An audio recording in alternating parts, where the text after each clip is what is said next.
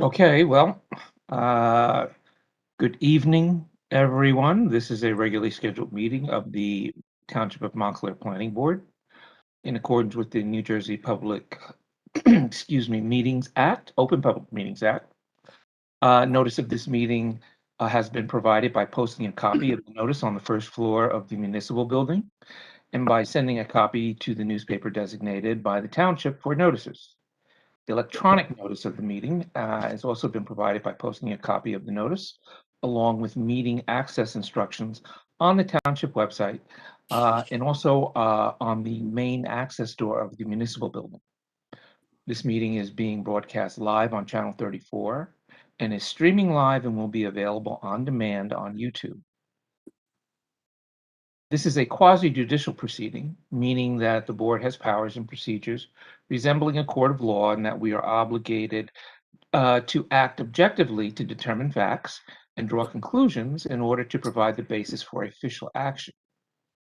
Any questions or comments must be limited to issues that the board may legally consider in reaching a decision, and decorum appropriate for a judicial hearing should be maintained at all times.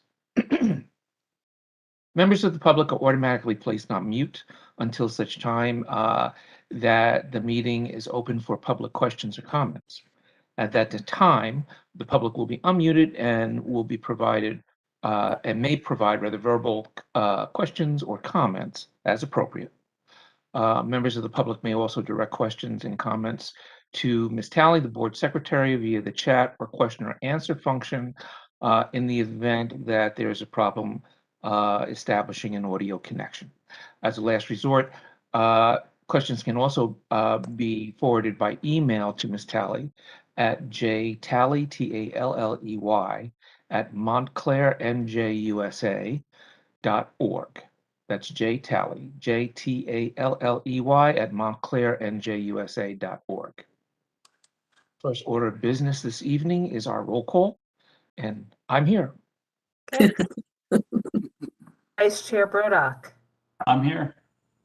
Mr. Cook resigned today, so he's not here. Mr. Graham. Here.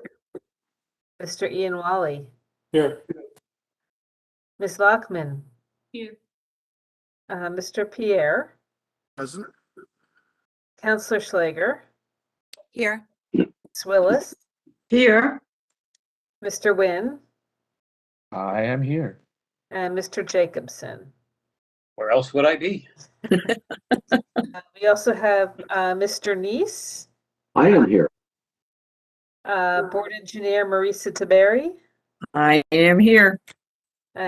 Joseph Fisher, the Board Traffic Engineer, I believe is here, right? Yes, I'm here.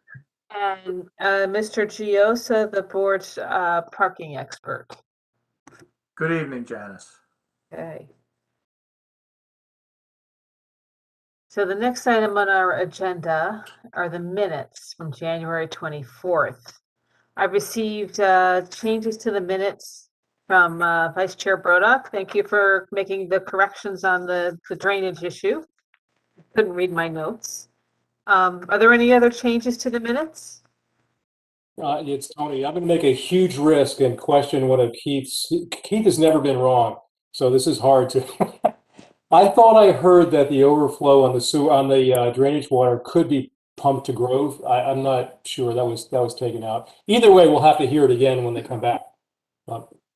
I think that's accurate that it could be pumped to Grove, but they were trying to find a way that didn't involve pumping it to Grove. Okay, And good. They were exploring with the railroad whether they could put a non-pumped pipe to provide gravity drainage from their site down to the Grove Street storm sewer. I agree completely, and you're still at 100%. Tony, you're welcome to question my edits anytime. I never think I'm perfect. We dare you. Are there any other changes to the minutes? I'll move to accept. Second. Is there a second? Yep, Keith. Okay, all in favor? Aye. Opposed and abstentions. I abstain, Robin, I see that. Okay. thank you. Janice, I have a question about the agenda. Okay. Would it make any sense to move the committee reports before the applications? Because I understand we'd like to get the committee report recommendation on zoning to the council. And if it might be a long night tonight. You know what, that if the board, that's a board decision. If you want to change the agenda, go ahead. Well, I agree. I think that's a fine idea. Sure, we take that as Carmel's suggestion, and so let's do that. Let me pull up the report.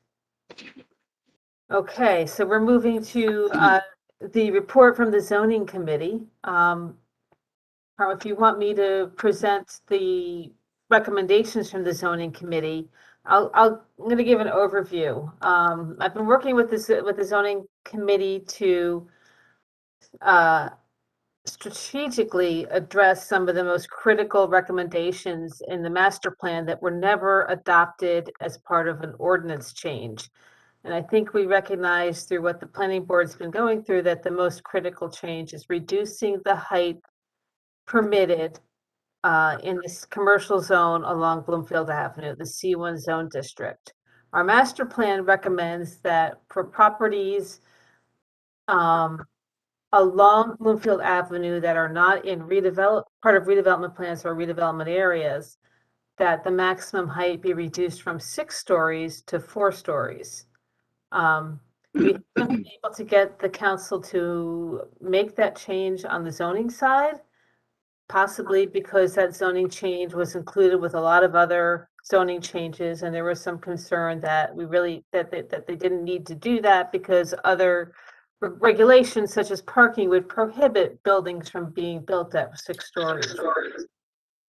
I think the experience that we've seen is that they somehow managed to build very large buildings along Bloomfield Avenue, and some of those lots that are in the C1 zone district, are small lots, and not all of them are located right on Bloomfield Avenue.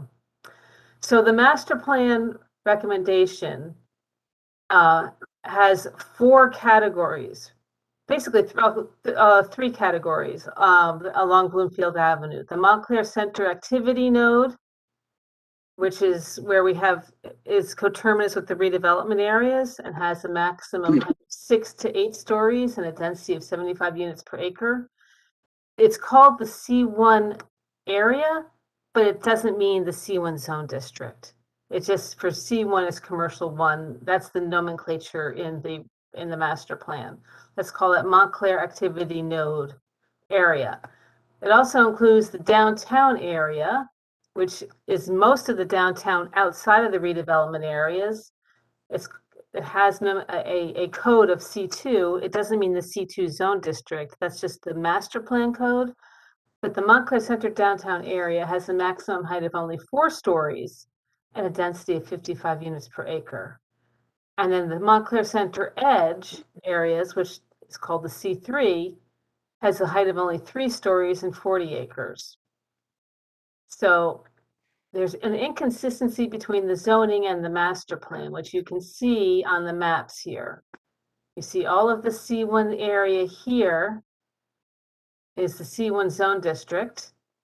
And you can see that those 6 stories include a lot of properties that are on Portland Place, Maple Avenue, extend all the way back on Park Street to Portland Place. And other than that, most of the properties are along Bloomfield Avenue. So that's the zoning map.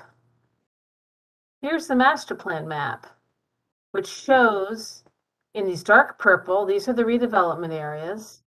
The lighter purple are the areas, the redevelopment areas have 6 to 8 stories. These lighter purple areas, the master plan recommends a maximum height of 4 stories. And in these red areas, the master plan recommends a height of 3 stories. Okay, so what we're trying to do is make a couple changes to the zone district here.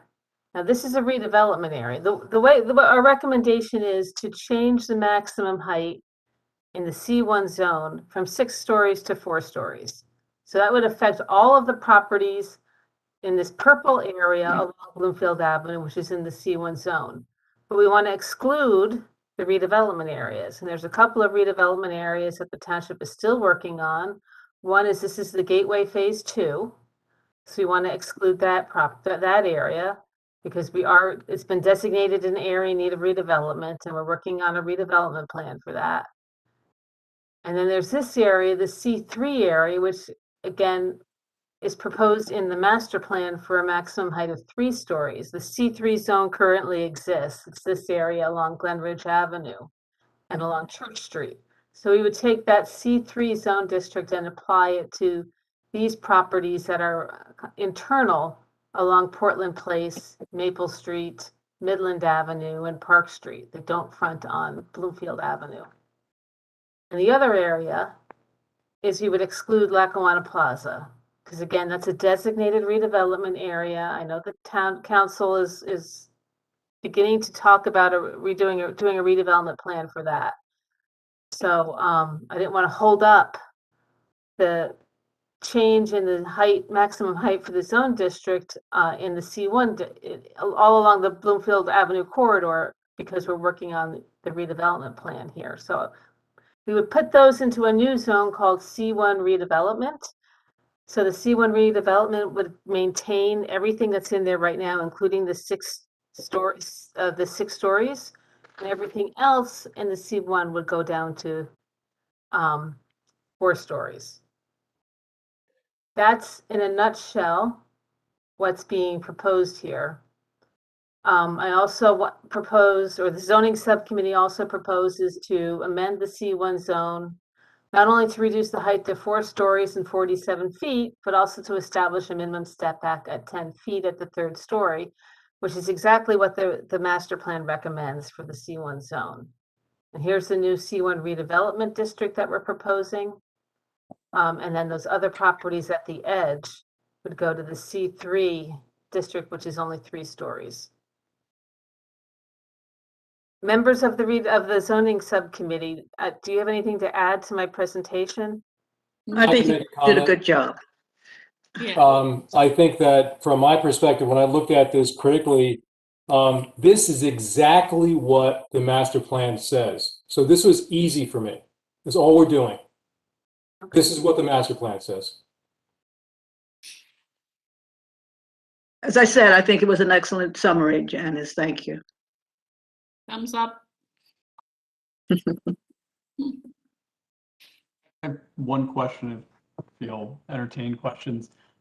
What's the downside to not creating the C1R redevelopment zone if a redevelopment area can kind of override zoning?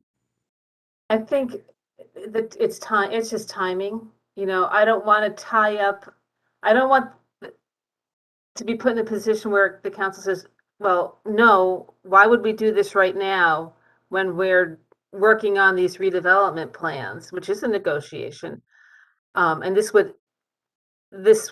might be sending the wrong message with these particular pieces of property. I'm trying to, I think what we're trying to do is, because the redevelopment areas are treated differently and it's going to have its own zoning.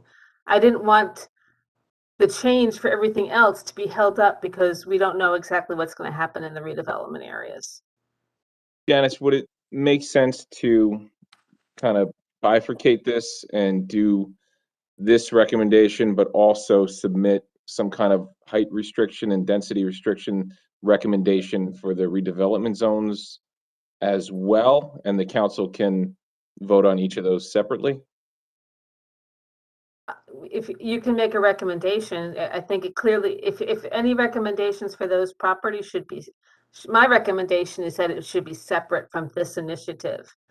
I agree the redevelopment recommendations should be separate, and I agree with you that the council will probably reject a recommendation that incorporated both these recommendations and recommendations for the redevelopment zone. Right. So I'm just suggesting maybe we bifurcate and submit this and perhaps we submit another recommendation for the redevelopment zones. Absolutely. I mean, I know we've been working on those two we did work on those redevelopment plans about 4 years ago. So I have drafts of those, but they were never adopted. I can make a comment on that. I think that I think because people want to treat the redevelopment areas differently, from a massing standpoint, it makes no sense to treat them differently. In fact, it makes sense to treat everything the same. It's a quarter on Bloomfield Avenue. So I think that if we were to do this straight up, you would, because redevelopment zones can be whatever the council decides. So on a practical basis, it's not material. So even if we did include these, redevelopment area can create whatever the council wants. Right. Right, and I guess I'm sensitive to Ms. Talley's point that if we were to just wholesale say we recommend changing the C1 zone, that may not pass because of these redevelopment areas. So I like Mr. Graham's suggestion of, if I heard it right, recommending what's here on the screen, but also having a second recommendation that the C1R redevelopment zone also, follow the height and step backs of the new proposed C1 zone.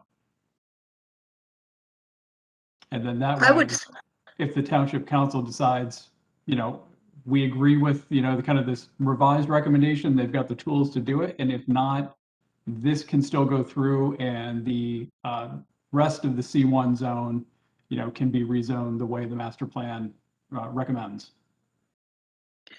I kind of want to speak in favor of what Janice was saying at the beginning, and that is that they really are, the council has full power over what they want to do with the redevelopment. And if we're going to speak on it at all, it should be separate from something that we all agree upon and that we can do separately.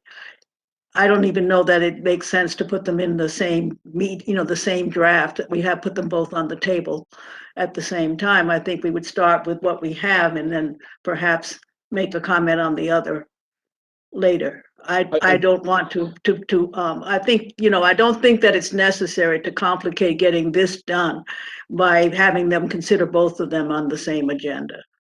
I think we're in agreement, Ms. Willis. I'm just suggesting that we do in fact though submit our recommendations for. Yes, I think that's fine. The redevelopment zone. I wouldn't want us to just submit this and then let the redevelopment zone recommendations go by the wayside. I agree with that. That's fine. We're on the same page. Thank you. I would like to say, just Michael, I know you're new.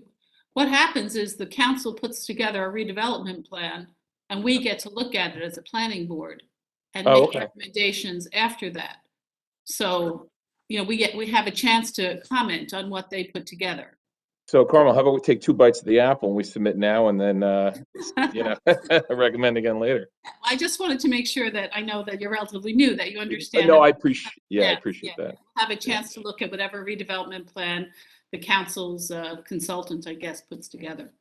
Okay, so giving a choice, just so I understand what's being proposed, we're giving a recommendation and we're giving specific language to change the zoning. And then we're giving we would give another recommendation that kind of contradicts. On one hand, we're saying don't include the redevelopment zones, and there's a separate one to include the redevelopment zones. No, Tony, I think we're submitting one. The second one would just simply be our recommendation for those redevelopment zones. I think what my suggestion is in the memo that goes from the planning board to the council, we could say that the planning board recommends that the entire C1 zone district be changed, but we recognize, the board recognizes that the council is working on redevelopment planning for properties that are designated areas in redevelopment plan, and being sensitive to that, the draft ordinance excludes those properties, so that action could be taken on everything else. But it would reflect your recommendation that it should apply to everything. Is that consistent with what you're saying? And you may come back at another date with recommendations for the redevelopment areas. That sounds good to me. Yeah, I would agree. Okay. Can you just remind me, Janice, what the gray RA is? Those are all areas in need of redevelopment that have adopted redevelopment plans. Thank you.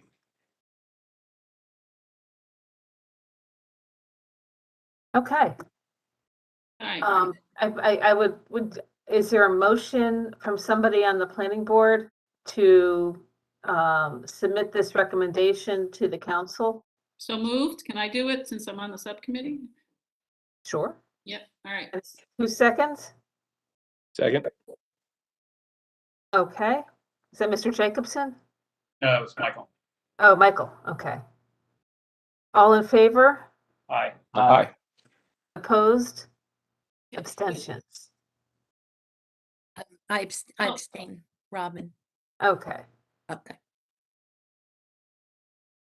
Okay. Yay. Good. I want to thank Carmel for suggesting that we do that while we can still see these maps, which No, I'm anticipating a late night, huh? But maybe not. Okay. And without further ado, Well, do we want to pass the bills? So we'll be completely done when I look at the bills? Only if mine are included. Well, I move that we pay our bills. I would second. All in favor? Aye. Aye. Opposed? Abstentions? Okay. all right, you still need to stay on the call, though. All right. So John, if you want to take over our first item of business? well, we have our, the hearing on 10 Elm Street.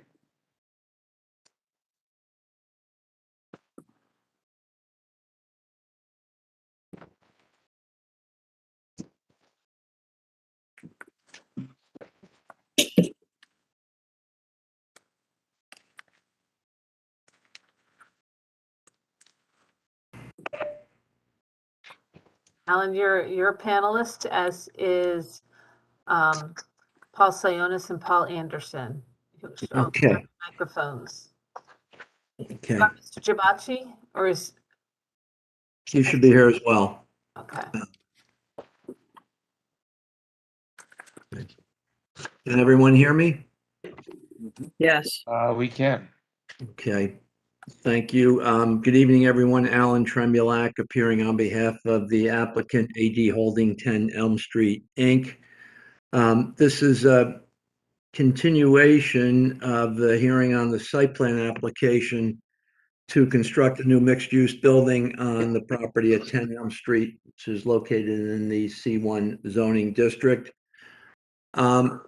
Following the last meeting in January, we came away with the distinct impression that the board was of the opinion that the building that we had proposed for this site was too large in height and perhaps density, even though we designed the building to comply completely with all of the bulk requirements for this zoning district in terms of height, density, et cetera. But we heard, we think we heard what the board was saying to us, in that you wanted to see a smaller redesigned building. So as a result of that, we have submitted revised plans for this project with some significant revisions. Most importantly, we're reducing the height of the proposed building from 5 stories to 4 stories. We're reducing the number of apartments from 22 to 20, and we would still be providing 4 affordable units, as well as the 16 market rate units. The total square footage of the building dedicated to the residential uses has been reduced by almost 25%. We've reduced the number of required parking spaces to 41, plus the 5 EV spaces for a total of 26 that we have credit for. The 46. result of the, and also, we've substantially redesigned the exterior of the building to provide more brick detailing, and less aluminum material. So as a result of those revisions, which we'll discuss this evening, we now have an application and a plan before you that is fully conforming. We don't need a single variance. All the variances that we had previously sought, which were only 3, have been eliminated, and the plan fully conforms with all of the requirements for the zoning district. I should note that in addition to submitting revised plans, we also sent out new notices for this application because, as you'll recall, at the conclusion of the last meeting or the last hearing, the board closed public comment on this application. So obviously, we need to allow for public question, public input on these revised plans, and consequently, I sent out revised notices and published a revised notice in the newspaper in accordance with the municipal land use law. So we're here tonight to walk the board through these plan revisions. So in order to do that, I intend to recall the project architect, Paul Sionas, this evening. I don't know, Janice, do you need to mark some exhibits before we begin?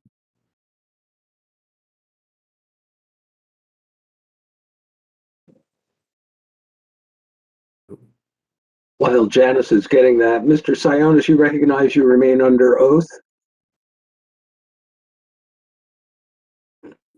Not answering that question, I see. Yes, I do. Now I am unmuted, and yes, I do. Okay. Thank you.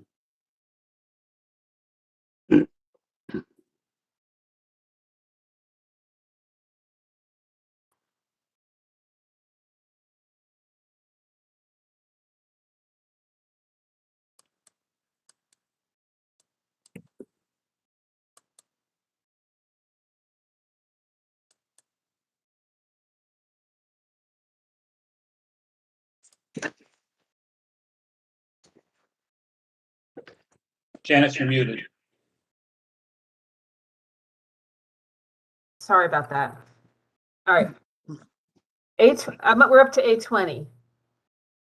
So I'm starting with 821. 821 are the revised architectural drawings from Sionas Architecture with a revision date of January 27th, 2022.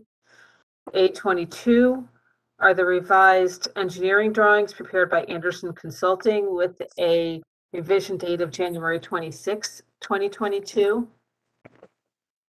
And A23 will be the one sheet summary of changes that was prepared by Sionas Architecture with the date of this. It says, oh, here we go. I'm sorry. January 27th, 2022.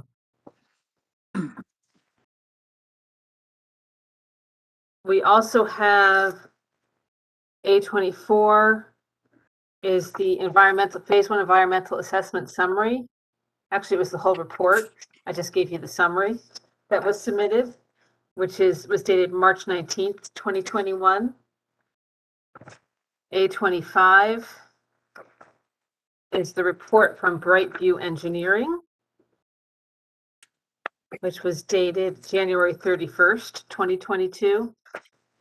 A26 is the report from Boswell Engineering dated February 1st, 2022.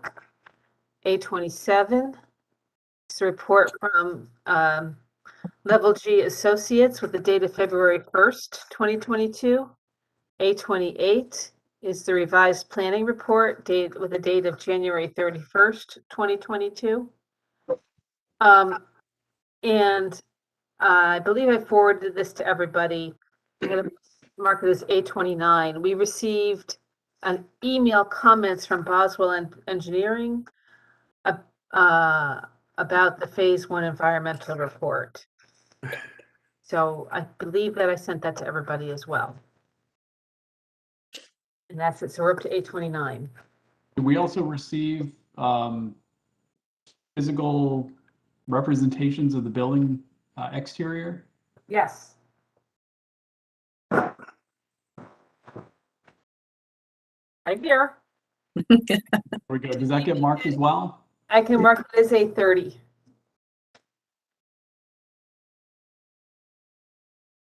Okay. Janice, what about the PowerPoint that Paul Sionas submitted? I haven't printed. I'll make that A31. Okay, thank you.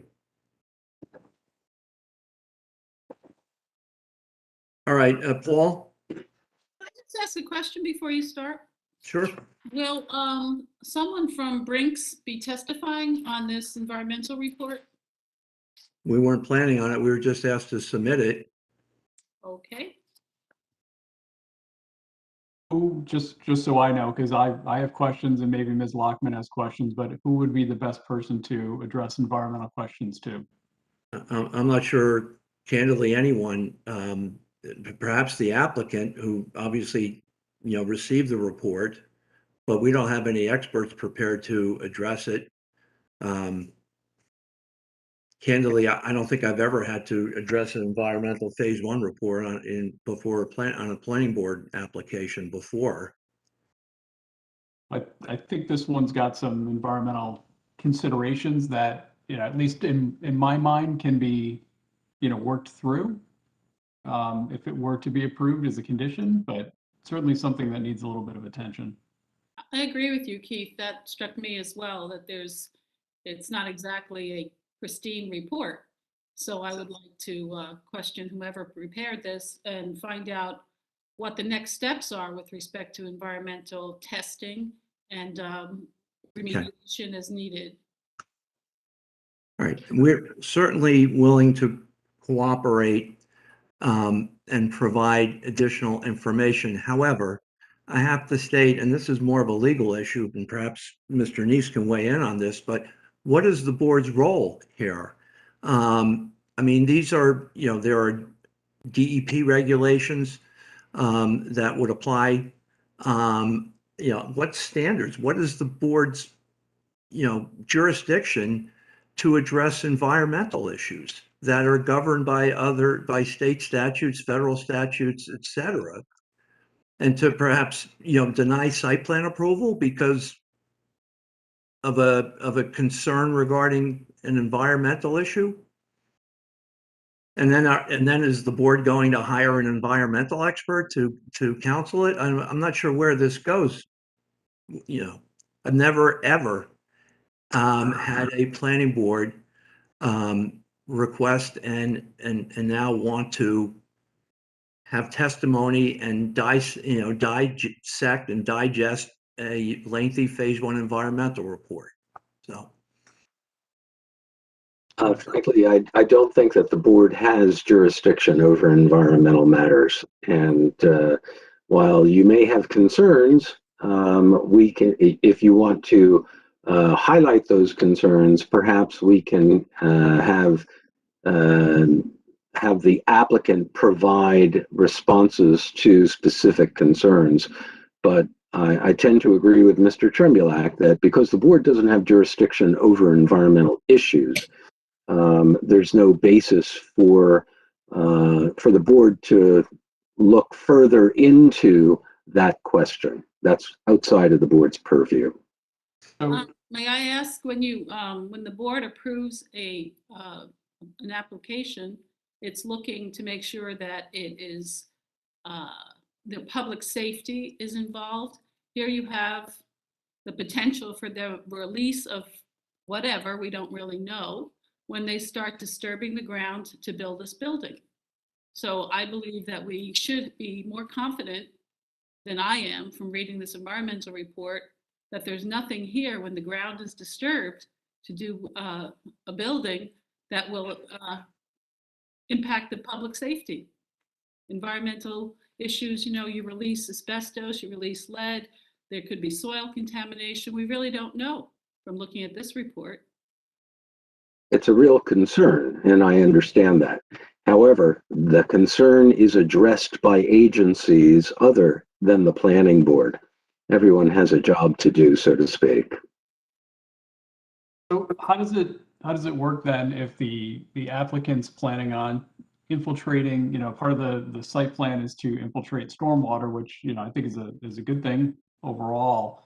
But yet there's a concern that there could be environmental contamination at this property, and without, you know, going through a phase 2 type of process, you know, there's a real chance that adding water, stormwater to the subgrade will further exacerbate contamination issues. And that is my concern. And I understand that concern. Perhaps, Marissa, you can discuss from your perspective how that could work and perhaps should work. Well, it's clear from the report that a phase 2 is required.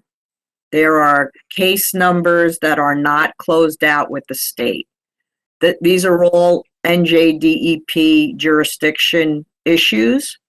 The building department would not issue any building permits until those case numbers are closed out and the phase 2 is completed, and that the DEP basically that the applicant has satisfied the DEP requirements and the remediation of this site. As far as the stormwater, without building permit, you wouldn't start any of your construction activities until the site is, remediated with regard to the DEP, approvals. Well, I think to Keith's point, Keith makes a really good point. You could clean it up, but you may not clean it up to the standard to infiltrate water into it. That's the point. That's what needs to be addressed.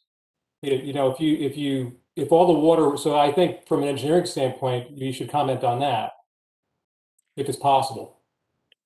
Well, they have to remediate the site in accordance with the applicable NJDEP standards and regulations. Is that going to be? Does that take into effect altering the site by infiltrating more water into it? We don't know, and I think that it's a little bit of a what comes first here. I think it's a valid concern. For example, if all the stormwater was being taken off-site, like it largely is now, I assume most of it, there's probably no infiltration now, then whatever remediation plan they have probably ignores infiltration. So now you dump water in it, what does it mean? So I think even though we do not want to opine on environmental, but I see, a cart and horse thing here. Right, so did this, let me ask Mr. Trumbulak, did this transaction trigger ISRA? Not to my knowledge. So where does the DEP then come in, I guess is my question. Is that for me or for your engineer? Because I don't know the answer to that. Because I agree, it's not our board's purpose to be the DEP, but where in the process does the DEP come in so that somebody looks at this from an environmental perspective before we, go forward with this?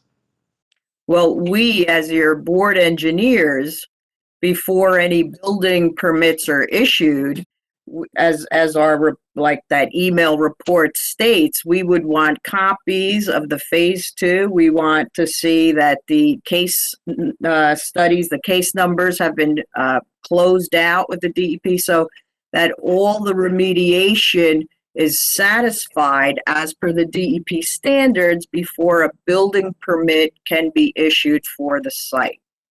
So can we So make it that comes condition in of approval? after approval and before construction. So can we make that a condition of approval as we sit here today? It would be implemented whether you made that a condition of approval or not, because that's state jurisdiction and that has to be resolved prior to construction. But doesn't whoever's evaluating, whether it's the DEP or not, whoever is evaluating it, are they evaluating it with an infiltration plan or not? We will be reviewing, is it this one? Yeah, this project. We're waiting for a revised stormwater report. This is also a major development, so it's as per DEP standards for drainage, and our stormwater department would review all of that.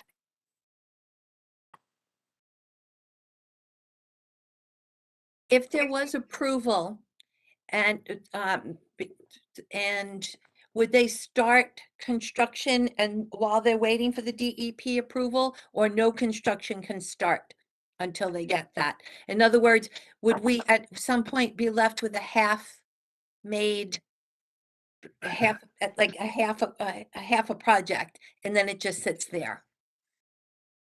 The DEP required remediation would have to be fully completed before construction can begin on the redevelopment of the site.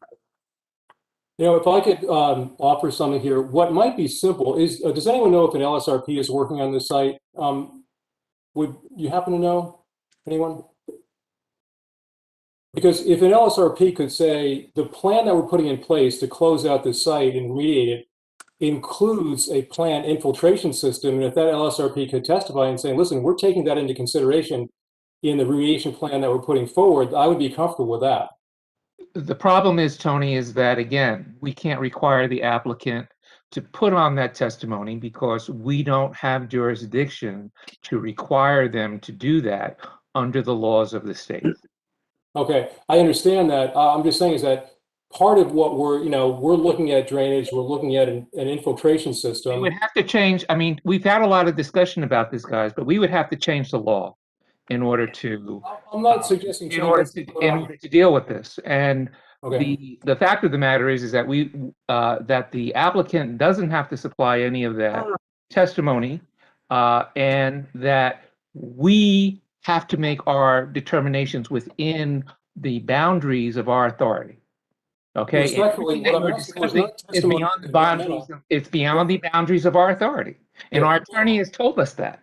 Well, what I think the nuance is that I would be looking for testimony on the engineering plan. But the engineering plan is incorporated. We can drop it. That's okay.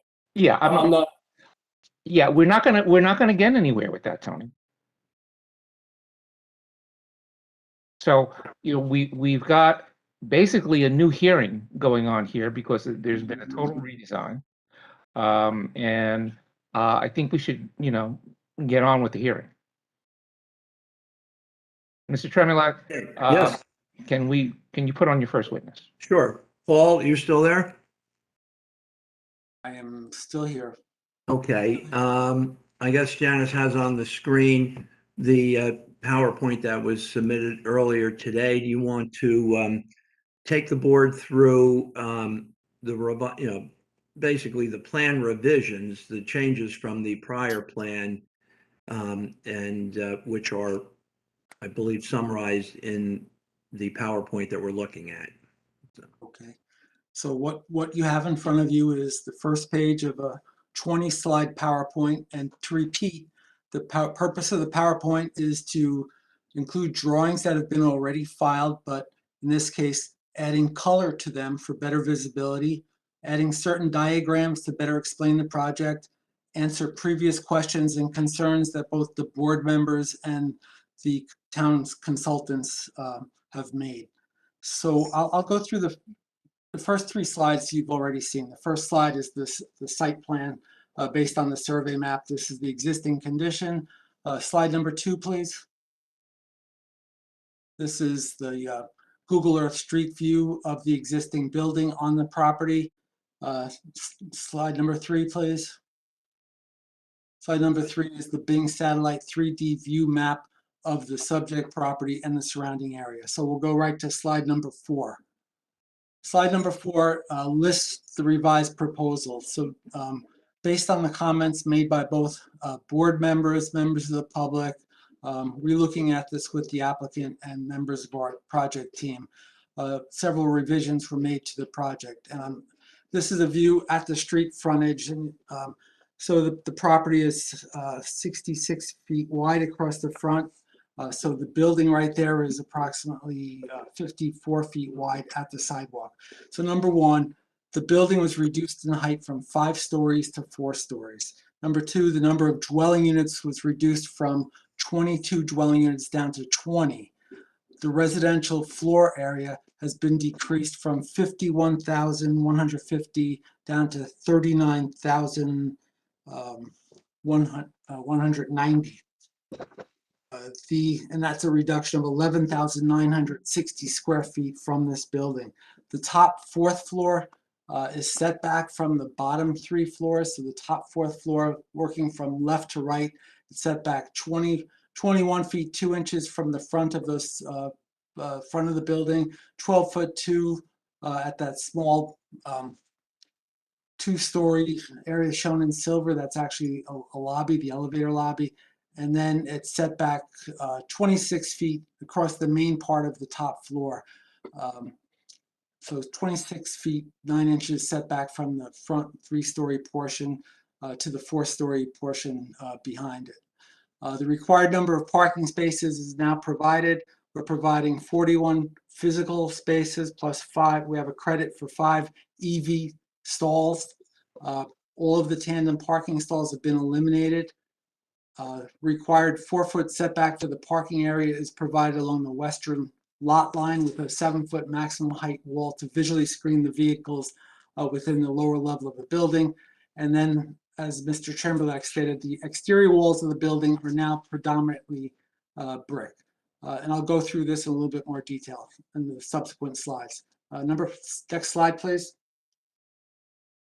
As I stated, the number of units has been reduced down to 20. Previously, we had 22 units. 4 of the units are affordable dwelling units.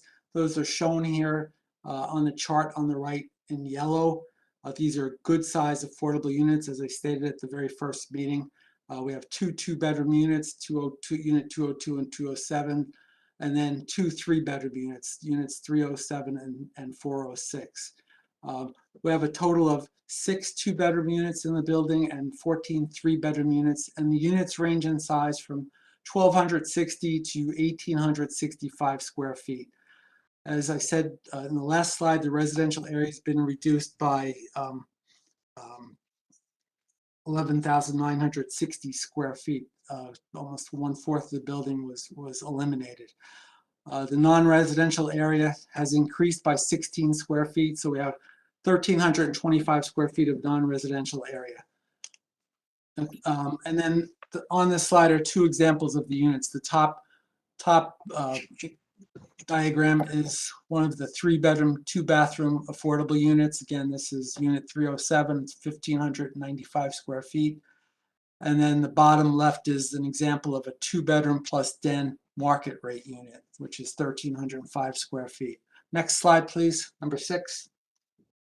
Number 6 is the first floor plan. This has been colored for better visibility. So as I stated, the required number of parking spaces is provided now. The ground floor accommodates 41 parking stalls, which include 2 ADA stalls, which are marked there in red, labeled ADA. Then we have a credit for 5 EV or electric vehicle ready stalls. We have 13 compact parking spaces at the western end of the parking lot that are accessed by a 21-foot aisle that's adjoining these compact spaces. Then we have 26 full-size parking spaces served by a 24-foot wide aisle, which is the width required by the Montclair ordinance.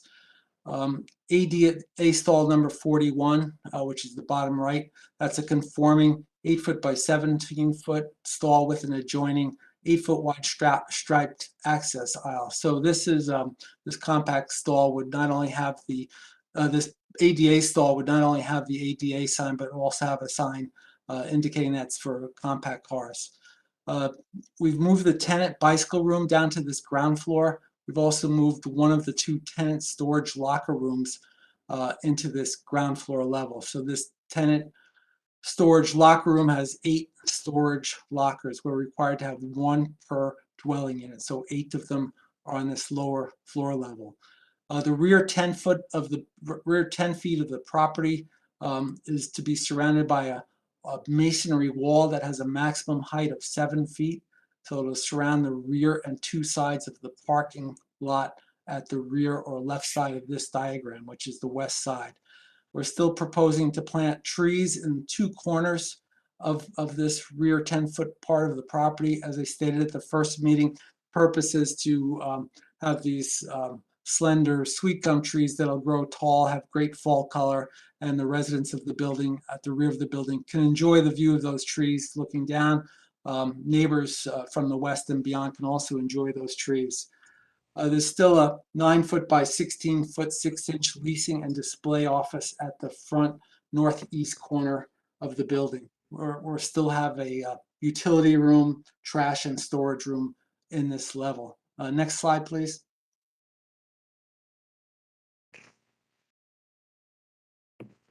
So this is the same first floor plan, but based on comments from the planning department memo and the consulting engineer, we're showing the planting on this plan.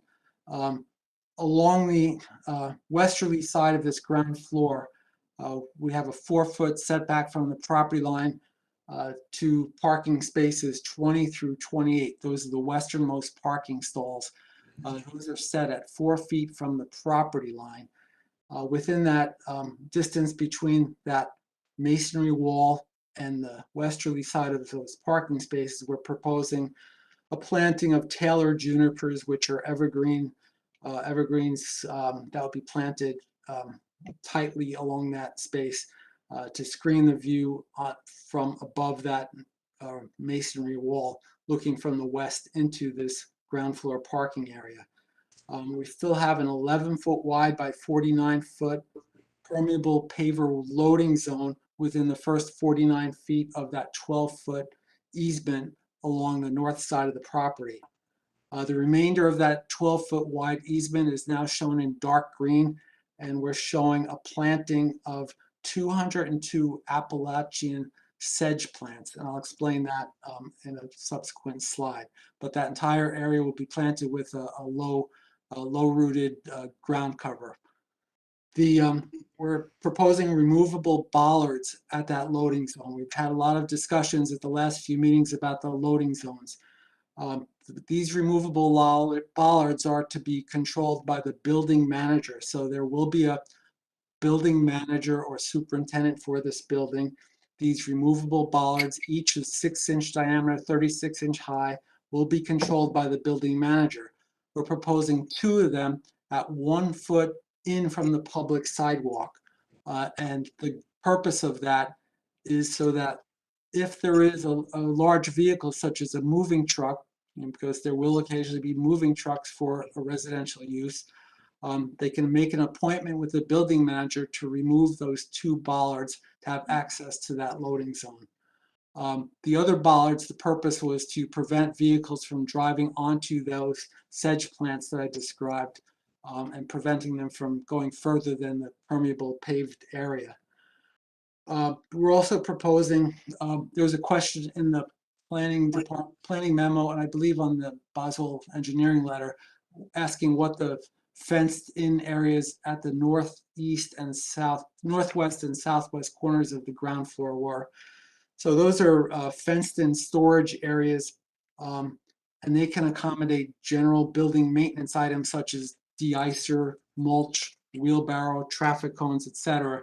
Several of the recent multifamily buildings that we've worked on, after they were completed, the building manager said they wish they had more storage on the ground floor. So we're providing that storage for this building right at the beginning. Next slide, please, slide 8.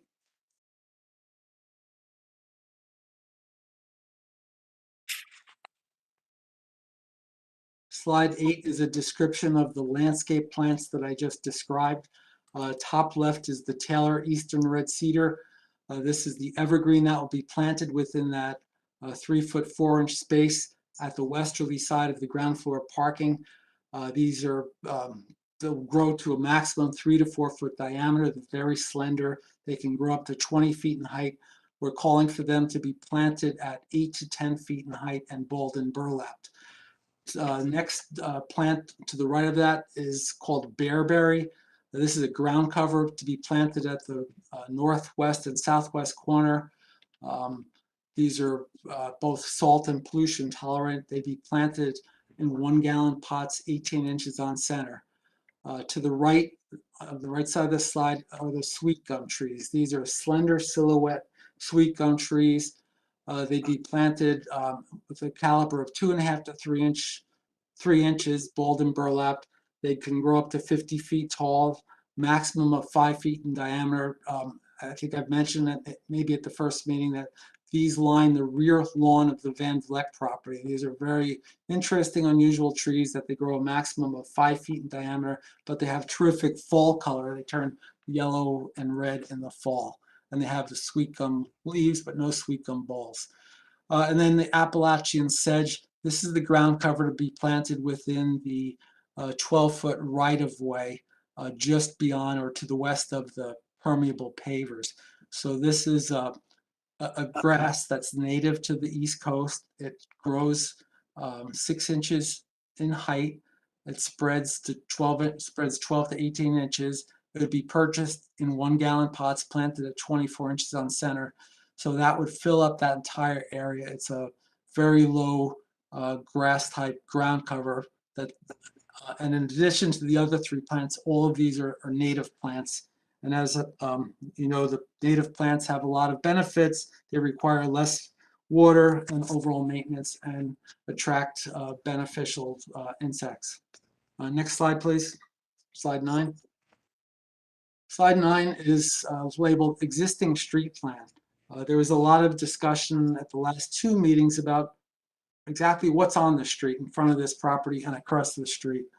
So this is a plan based on the current survey map that was submitted with this application, and also measurements by our office staff.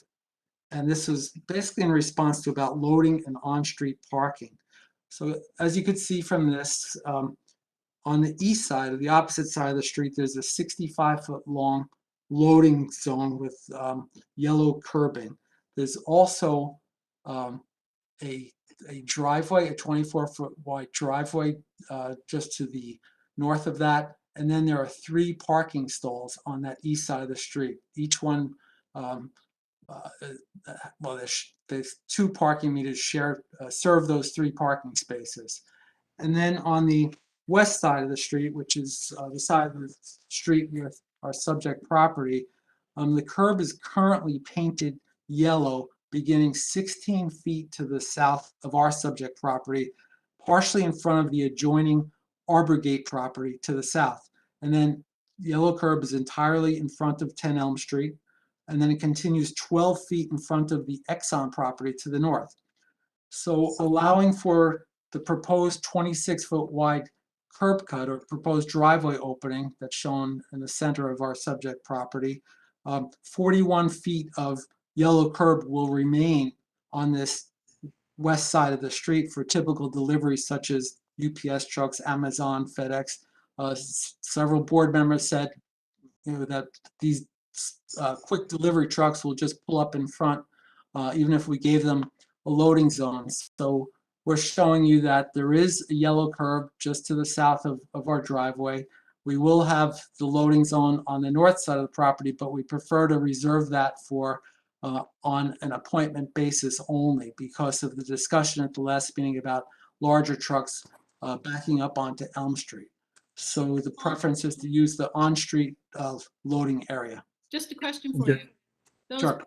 those bollards in the loading area, they will prevent any random truck that has an appointment from going in there. Is that correct? That's correct. Okay, thank you.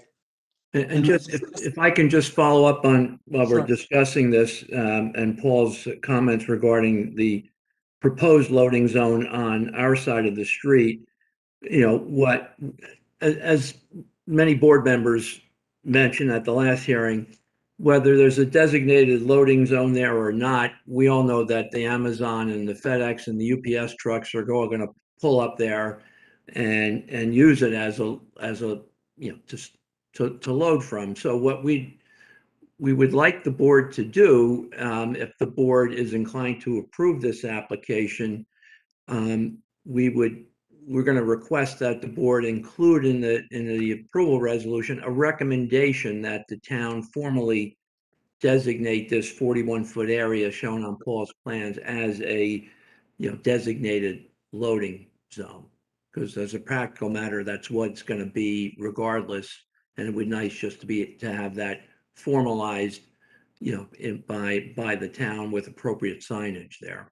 So, and then we would only use the other loading zone again when necessary and presumably on a very limited basis. When there is a yellow line, doesn't that mean no stopping? No parking, no stopping?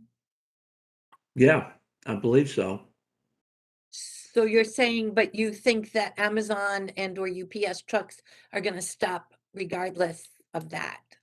Well, I think that's my experience. I mean, go up and down Bloomfield Avenue, they're very often they're double parked, running in to drop a box off or whatever. And, they're always gonna pull into the most proximate location because they're only running in very quickly and running back out. Yeah. And I mean, again, I don't know why that's all marked yellow there. It's Mhm. it's a good distance from the intersection with Bloomfield Avenue. And I think it makes sense, not only for us, but, for the two adjacent buildings to the south of our property, which are multifamily buildings. There's no loading zone on that side of the street. So creating one would serve not only our property, but the two adjacent properties that are multifamily uses without loading. Okay. I just have a question about the other side of the street. So maybe I may be turned around a little bit, but directly across from the shown existing yellow line, you have 3 spaces past the driveway marked unmarked parking space. I may be wrong, and tell me if I am, but I actually think those are no parking, but the Firestone is using them as overflow from its parking lot, even though they're not supposed to. Am I wrong about that? Are they legal parking spaces now? But those are legal parking spaces with parking meters, correct? Yeah. Well, no, wait, no, they're not parking meters. Parking meters are back by Noches to Columbia. Further up towards Bloomfield Avenue, there are some spots. I know there's no meters. Okay, I'm only looking at this diagram, which shows the 2 existing parking meters directly across from our subject property.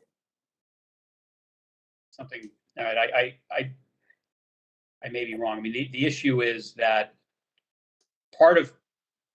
every time I drive by there, and part of what's, had me thinking about this is that the reason why that street can get so screwy with people making left turns out of the Exxon station is that there is not supposed to be parking outside that Firestone property, and there are always cars there. And I don't think those are legal spots, but it may not be an issue you can address today, but it's something that's worth talking about.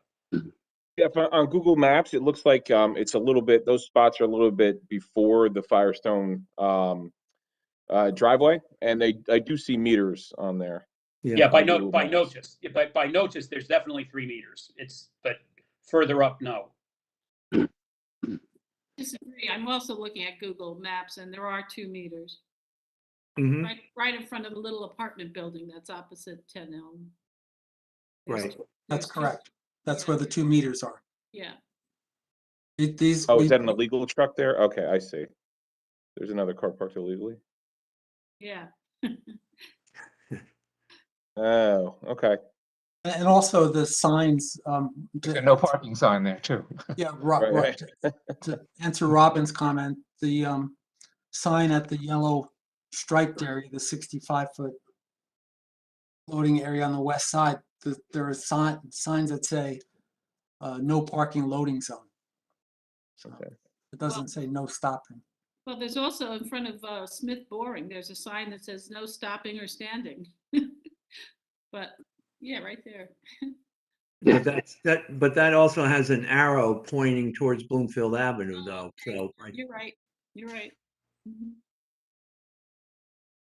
again, I don't know why there's all that yellow curbing there. Yeah, see, it's the car park. I mean, Janice, you're making me dizzy. Yeah, so all right, so I see the 2 meters and then there's a car parked in front of it. It shouldn't be there. And that's the north side of that meter, which is a legal parking space. You know, Jeff, I went over to look at this carefully yesterday, and I know exactly what you're saying. And I noticed that although there's no meter there, but I don't think the curb is painted yellow, and I don't think there's a no parking sign there. So perhaps there should be. Yeah, it's a town issue. It's not a, I'm just saying that when you were correctly noting that we ought to be making some recommendations to the town, and I would just add that one to the list because Sure. If this is going to go there, that space needs to not be a space. Right. Mhm. In my humble opinion. Yep, I would agree. So does the 25-mile-an-hour, what does it say? Flashing sign, or existing sign with flashing light, school speed limit, does that get moved then? No, that stays. That stays even though there might be a truck loading and unloading on the street? If we go back, Janice, can you go back to the Google Street Views, you could see that, look at that sign. It's fairly No, high. I get that it's there. I'm just thinking if you're loading and you're servicing, I think as Mr. Trembulac said, 2 to 3 buildings there, should that be moved so it's visible if there's a truck in the loading zone? Yeah, we would have to find out who would allow us to move that. Maybe that can be part of the recommendations if the township does decide that it wants to formalize that loading area.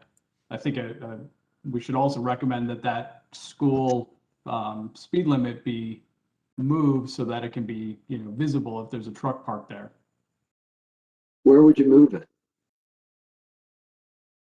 I would think possibly further north. That's up to the police department to where to move it. There's rules and regs on where they should be placed. That works for me. Somebody who has better knowledge of that should decide. Yeah, there's a method to it. Yeah. At least I hope there is. No, there is. No, there is, yes. Janice, can we go to slide number 10, please? Before you go on, Paul, Yes. can I ask a question about the bollards? Yes. These are removable bollards, and if that's the case, they don't drop below the surface of the sidewalk. Somebody takes them out of their pod, so to speak. Is that the way it works? The building manager would take them out of their pods. He would unbolt them. And there are bollards that can function that way easily because to me a bollard is a very heavy metal bar, and I can't picture how that gets done. That's all. But you're correct. They also have bollards that sink down, and they have bollards that fold down. So there are 3 types. There are bollards that bolt in place, bollards that recess down into the pocket, and then bollards more likely square shaped that fold flat into the permeable pavement. So we will decide which bollards to use. When the trucks will still have to back out of there, correct? If they're in there, but we would anticipate that the building manager would help direct the truck out of there because of the discussion at the last meeting. Right, that's what I was going to ask. So I don't know if that somehow can be a requirement, but, some kind of safety measure. I mean, I'm wondering also if there are additional safety measures like any mirrors or lighting or noises for the truck backing out as well. Right. I think it should be a requirement. Okay. If I may add, those bollards, they're not recommended to be bollards that are recessed into the ground because you have your drainage and your outlet structure and whatnot right in that area. Thank you. Okay, slide 10, please.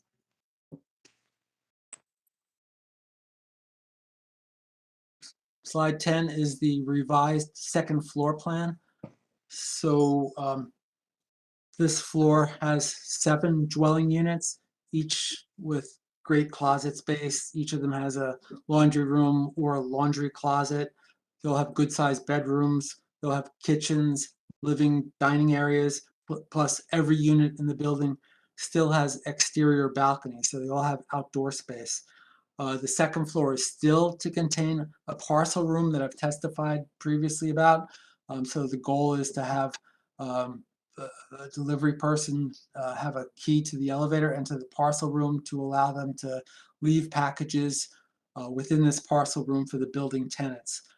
In addition, there's still the 1,100 square foot of professional office space with lockable access from the common hallway just to the right of that room labeled trash room.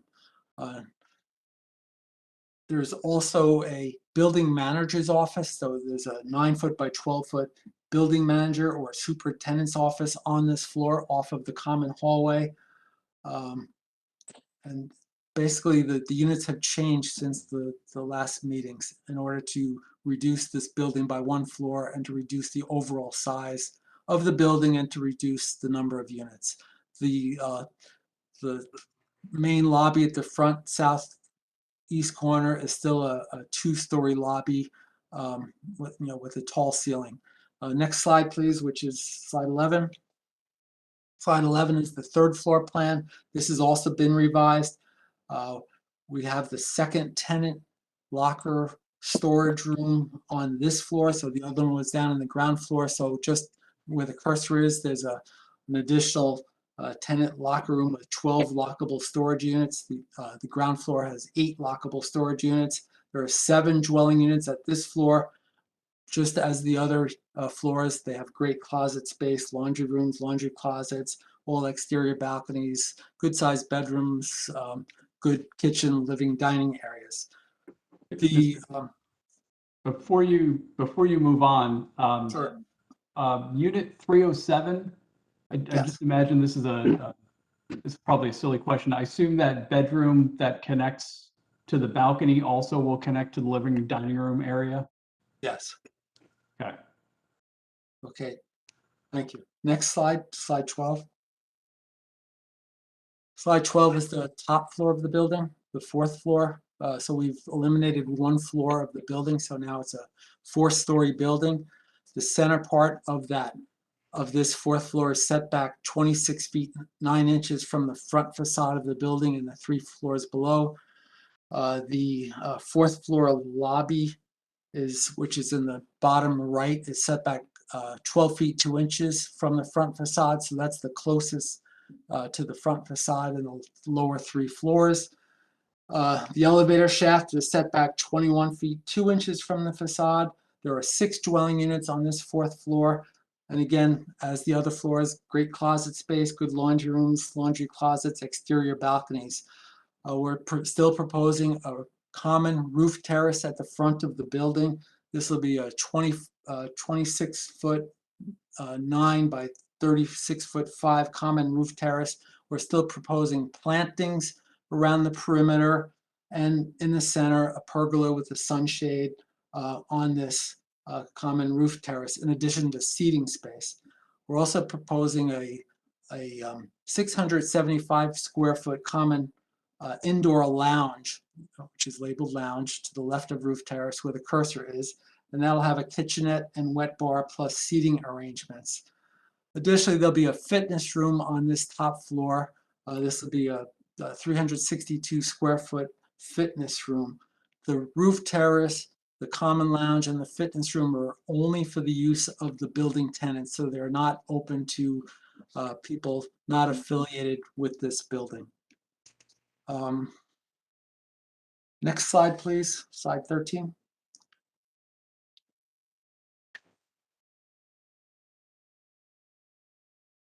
Slide 13 is the roof plan, and due to the redesign of this building, the proposed green roof area has actually gotten larger. Where that smaller green rectangle is was originally a raised up feature, an element to the design of the building. We've eliminated that in order to reduce the height of the building and increase the amount of green roof area. As I stated at the first meeting when this was discussed, the plantings and the tray system for the green roof will be selected by a green roof consultant. The green roof consultant has not been selected yet. Access to this high roof area where the green roof is will only be by building personnel and green roof staff. And as I've stated, there are many benefits to providing the green roof, and they're listed on this slide. I don't think I have to repeat those, but there are many benefits. Next slide, please. Slide 14, this is the front east elevation. And the first 3 floors of the building are now predominantly brick. So this is more of a traditional building style. People asked us, why couldn't we do something similar to some of the other projects we've worked on, the building at the corner of Grove and Walnut, that's traditional brick with brick detailing. People know the Vestry building at 147 Bloomfield Avenue, which is brick, primarily brick. The 256 Park Street, which is known as the Westerly, predominantly brick on the front facade. So we've switched this from a more contemporary look to a more traditional look, especially at the first 3 floors. So this will be predominantly brick with a lot of brick detailing. So brick trim work, brick designs within the brickwork. The step back portions of this front facade, that 4th floor, that step back, as I said, over 26 feet from the front, that will have insulated aluminum panels on the facade. And the balconies around the building will have either semi-transparent glass walls or metal railings. The 4th floor to that common roof terrace will still have the glass wall cutouts so that the roof vegetation on that 4th floor roof terrace will be visible from below. And we're proposing a different metal canopy over the pedestrian entry at the bottom left. So this is more of a traditional metal canopy with tie rods and the name of the building on the face of that canopy. Paul? Yes. What are the garage doors made out of? Those are aluminum garage doors. Are they different colors like it's seen there? There'll be glass with black metal. Okay. Right.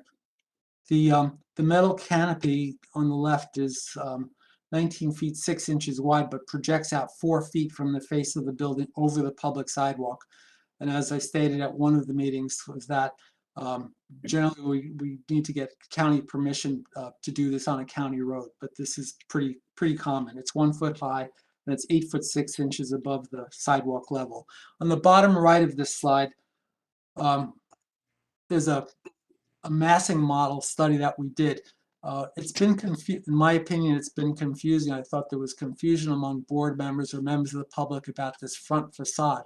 The entire top drawing here is not what's on the sidewalk. Only the darker brick color is what sits on the sidewalk. The section to the right begins at 71 feet 9 inches back from the front of the building, and then it angles back from there almost 200 feet to follow the angle of the property line. So to show a front-on view like this was deceiving. So in our office, they did a quick massing model study to show how that part angles back.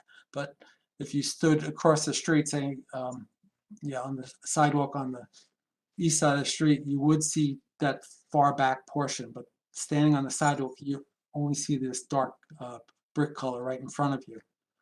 Next slide, please. I have a question for you. Please. So with respect to the garage doors, once again, you say they're black metal with glass. I'm concerned right across the street is an apartment building, right? The little apartment building? 3 stories. Will a car coming out of the driveway be on any kind of incline so that its lights would shine into this apartment building? I'm looking at the grade level. Front of our building has a grade of 244.92. Across the street is 244.4. So it's a 6-inch difference in height across the street. I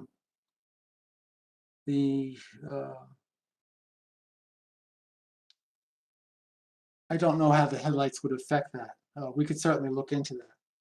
And are you sure you want glass looking into a, Well, it's generally wire mesh over the glass. okay, So it's a decorative wire grid element. So it's not going to kick off glare, for example, on the morning sunlight. No, because it generally has wire mesh within those rectangular openings. But you'll be able to see into the garage? So you'll see the light in the garage, yes. The lights that are on in the garage. Do you think it might be better because it's on street level and to create a better sidewalk experience, as I think Carmel is going after, is that maybe the glass could be frosted or something of that nature so that it just doesn't look like a, you're looking into a garage. I agree, Mr. Nguyen. Yes. exactly. Yeah, that's a good point. And what about, while we're talking about it, what about safety measures? With respect to cars coming out, will there be? Yes, I was going to discuss that on another slide, but Okay, we can. I'll start now. It's a project that this board approved for 256 Park Street. Based on this board's discussions about safety measures, LED lighting was installed in the sidewalk that was triggered to automobiles coming out of the driveway or parking area. If you've been there since the building was constructed, they're very low key. Children like to watch them try to trigger those lights, but the purpose was so that someone walking home from the high school or a child, or mother with a stroller, they would see these little LED yellow lights flashing and give them a warning that a car was pulling out. I recommend we do the same thing with this property. So, and if you haven't seen them, please go see them. Okay, next slide, please. Wait, can I just ask a question here for a Please. quick minute? In the Please. bottom right-hand corner, that little square that's there, is that, the terraces in the new building would look out over the red awning of the gas station? So some of them would, yes, and that's why we're using semi-transparent glass too. The glass would be on the, On the face of those balconies, the balcony walls would be semi-transparent glass. balcony walls, you mean like what would be a railing? Correct. Right. Instead of railing on that side, there's semi-transparent glass. So if you're sitting in a chair on the terrace, you People would might not see you. see the gas station. But if you're standing on it, you You could stand up and look out over the gas station roof to Bloomfield Avenue.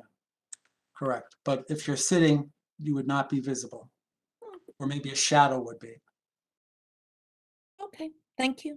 Thank you. Similar to Ms. Lockman's question about the lights flashing into the apartment across the street, could those warning lights be a nuisance to the apartment building across the street? Not at all. These are like 1.5 to 2 inch diameter hockey pucks embedded into the concrete Oh, I see. sidewalk. Yeah. Okay, And as I said, please go take a look. They're pretty interesting. got it. Where are they on Park Street? In front of 256 Park Street, the project that this board approved, across from the hardware store. Oh, okay. Milburn Where Deli. the Milburn Deli is now. Yes, right. Yeah. Montclair Deli, Milburn Deli. Milburn Deli. Right. Okay. Mil, it's the Montclair branch of the Milburn Deli. Correct. There you Correct. go. Okay, the M Deli, okay. Okay, next slide, please, 15.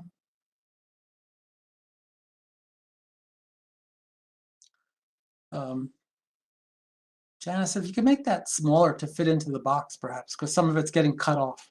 Thank you. I don't want to be pushy. Okay, thank you.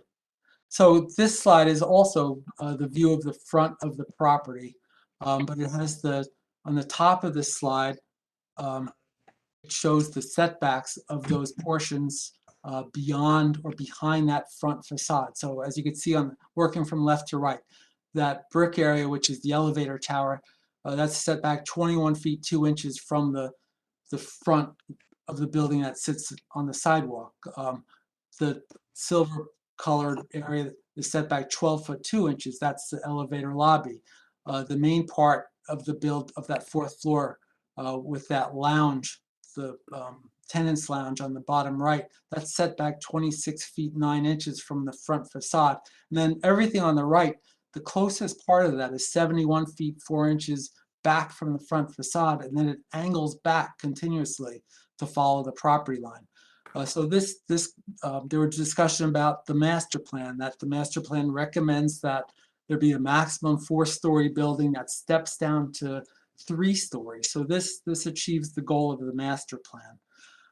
Also on this slide is a chart because of some of the questions at the last few meetings about what's the percentage of brick, what's the percentage of glass, what's the percentage of the aluminum composite material or the insulated metal panel. So this is a chart showing the percentages. So on this front facade, you can see that 85% of it is brick and glass. So 43% is brick, 42% is glass, and then 13% at that top is the insulated metal panels. But that's stepped back, 26 feet from the facade.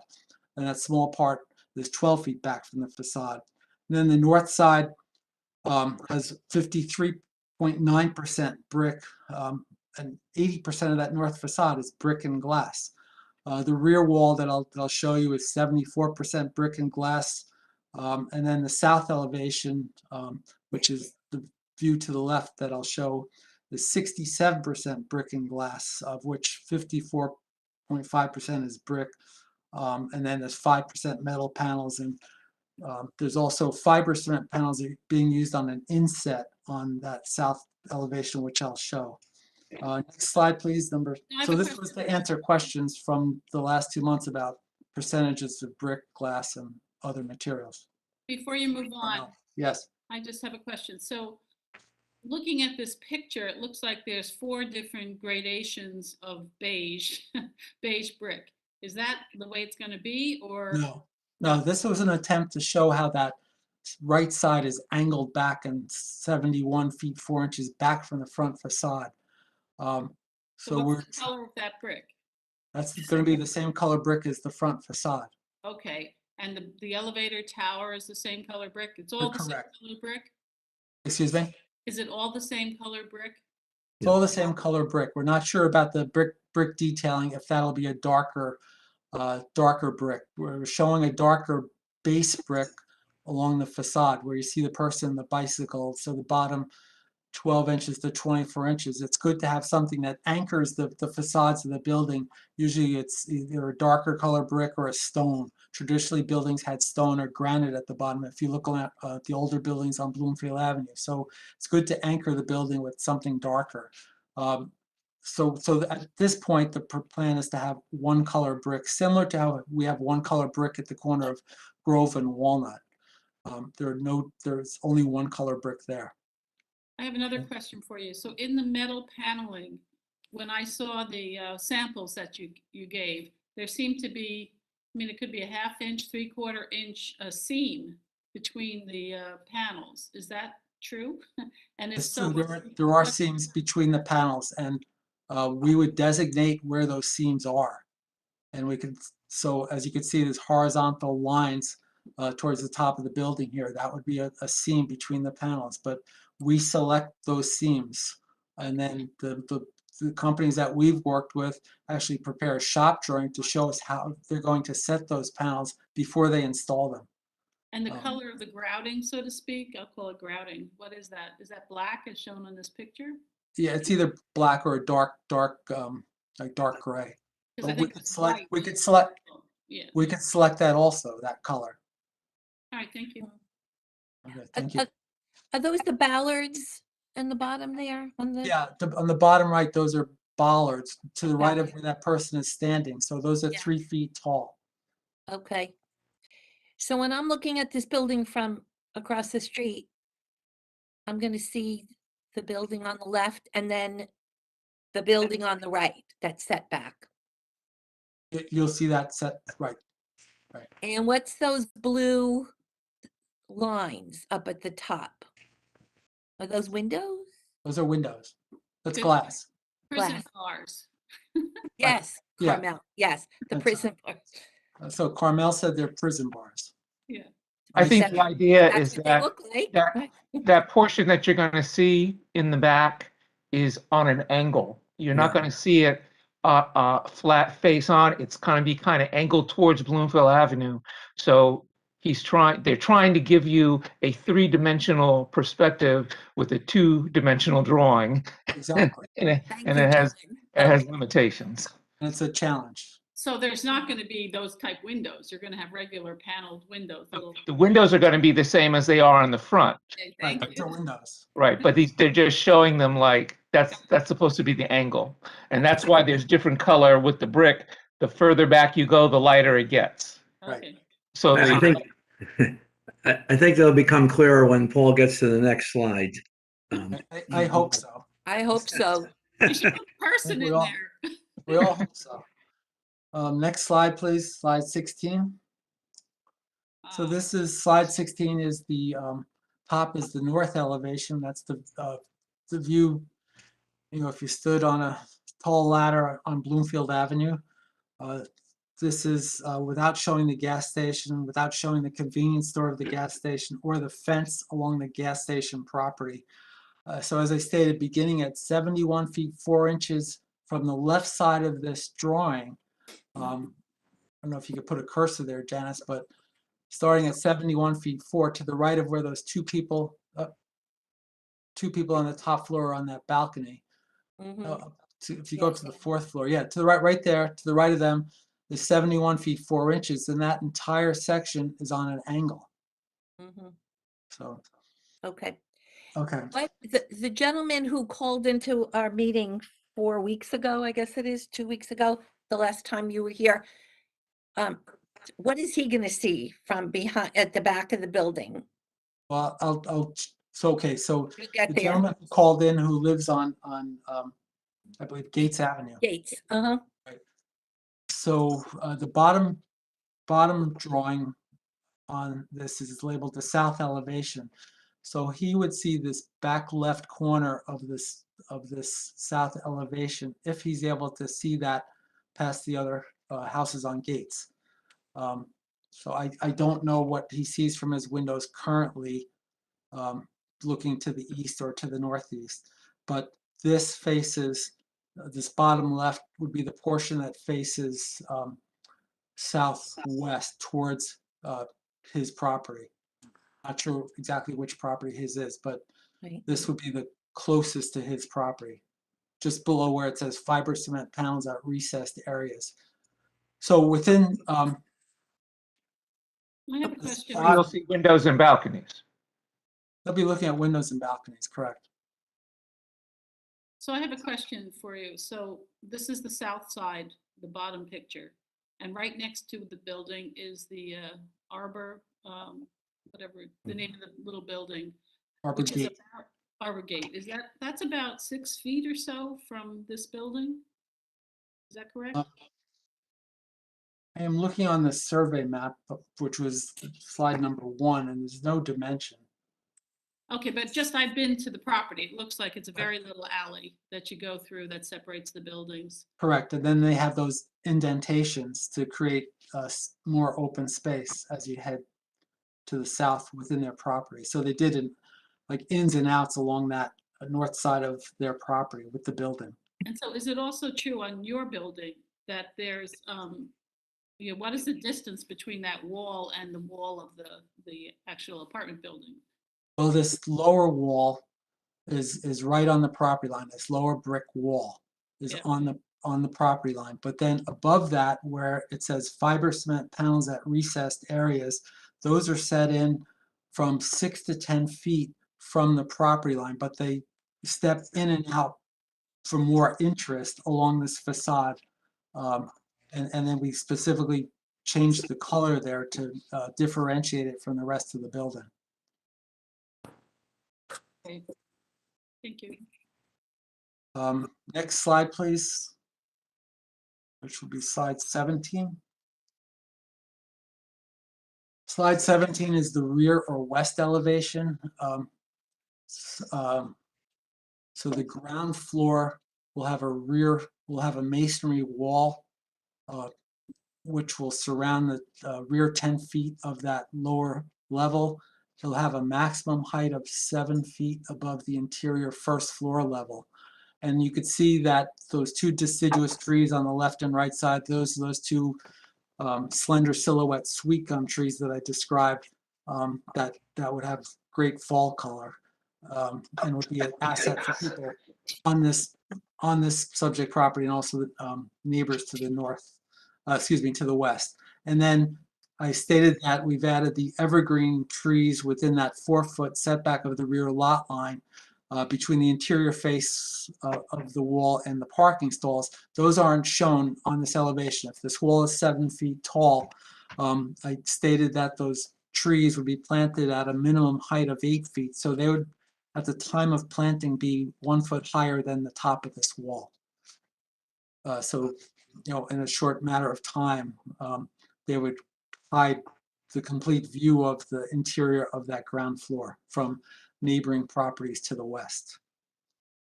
Okay, next slide, please. There were a lot of questions about the building materials, so I added this slide to show examples of building materials and spaces that we're proposing on 10 Elm Street. And these are 3 projects that were done probably in the last 10 years, all approved by this planning board, not all of you, but the members of the planning board at the time. The top left is the 147 Bloomfield Avenue, which is done in the vestry. That was completed in 2020, and it's a good example of a mixture of brick and metal panels that were done for interest. So you could see if you walk by this building or drive by, there's a lot of detail on the brick. There's very intricate brick patterns on that facade of the building that we did on purpose. But the top floor, which is set back from the facade, especially at the front, has metal panels. And that top floor contains several units, especially at the Bloomfield Avenue side. It also contains their tenant lounge. And this is the idea of the tenant lounge we're proposing. So there'd be an amenity for the tenants of the building with a wet bar and seating arrangements. And then these 2 garage doors that would swing up to allow flow from the interior tenant lounge out to that roof terrace. The center 2 photos are the Westerly building. That was started in 2017. That's the building that has the small hockey puck LED lights in the sidewalk at the driveway that are triggered when a car is pulling out of the parking area underneath and behind this building. So this is a good example, another good example in my opinion, of mixing brick or masonry with other materials. In this case, fiber cement panels were used on the top floor of the building, and the project was well received, and it actually was awarded with a Bricks and Mortar Award from the Historic Preservation Commission. And then the right photograph is the Montclair building, also approved by the planning board. This is 125 Bloomfield Avenue. It has an interesting mixture of masonry materials and some panels, mostly on the back and within recess areas. But in particular, the bottom photograph is of the lobby, the entry lobby to this building. And that's the similar size and shape of the lobby that will be within 10 Elm Street. So it's a similar size. Next slide, please.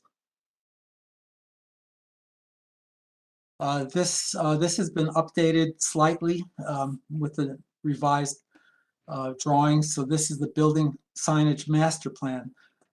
So the signage hasn't really changed, just that there'll be less signs because it's a smaller building.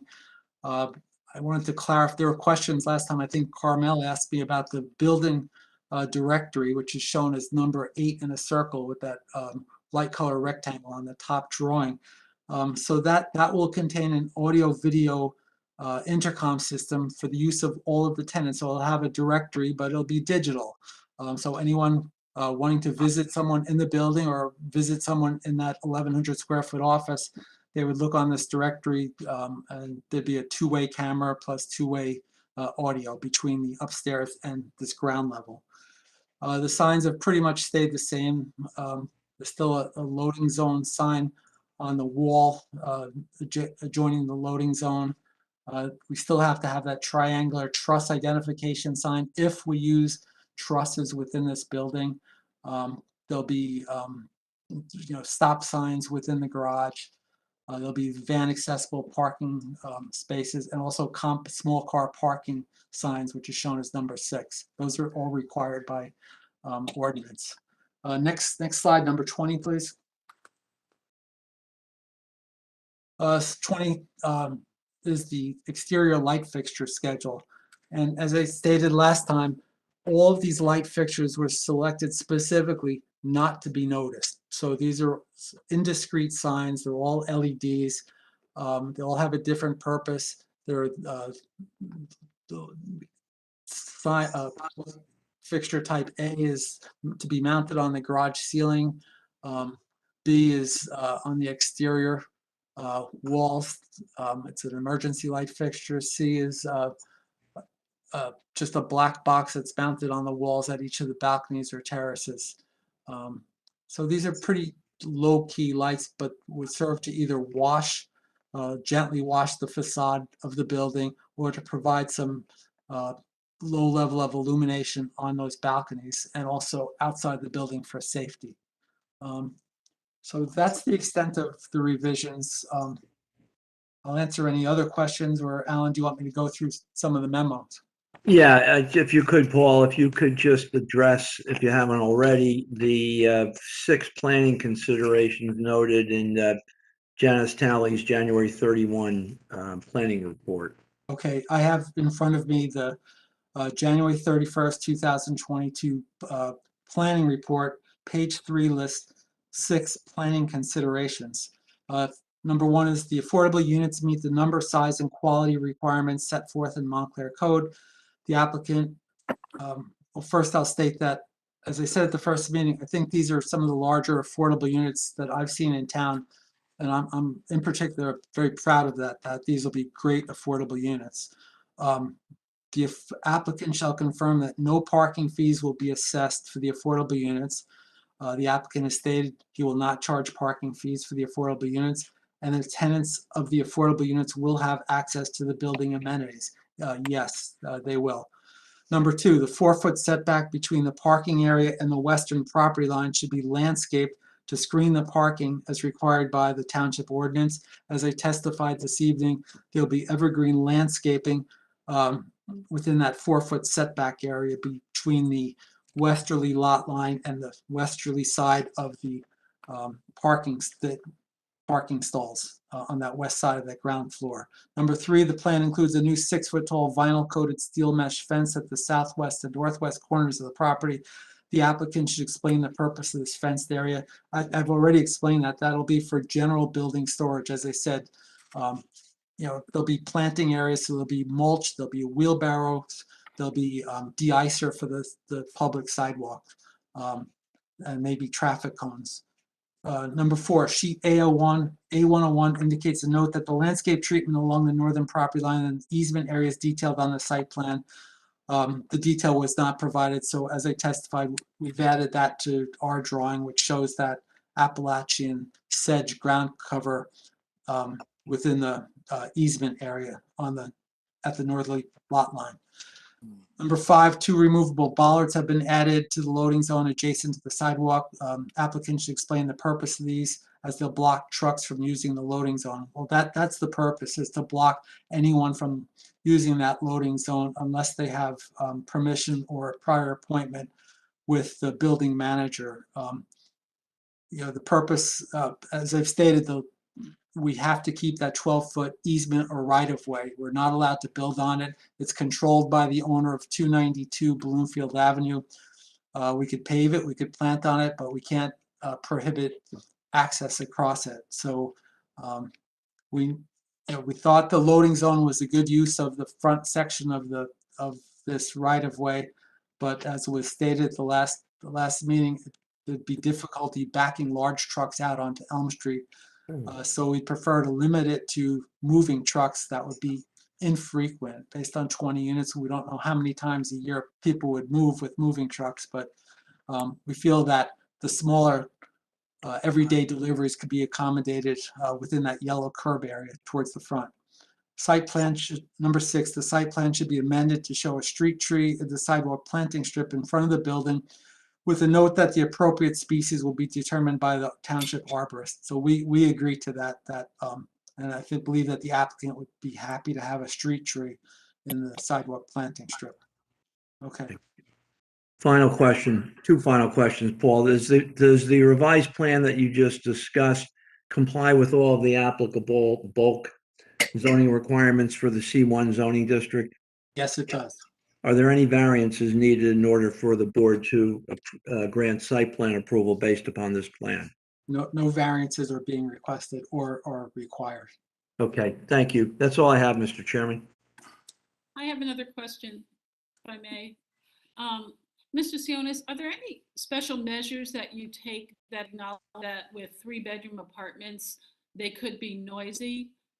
Do you reinforce the floors or in any special way so that the noise from the unit is not,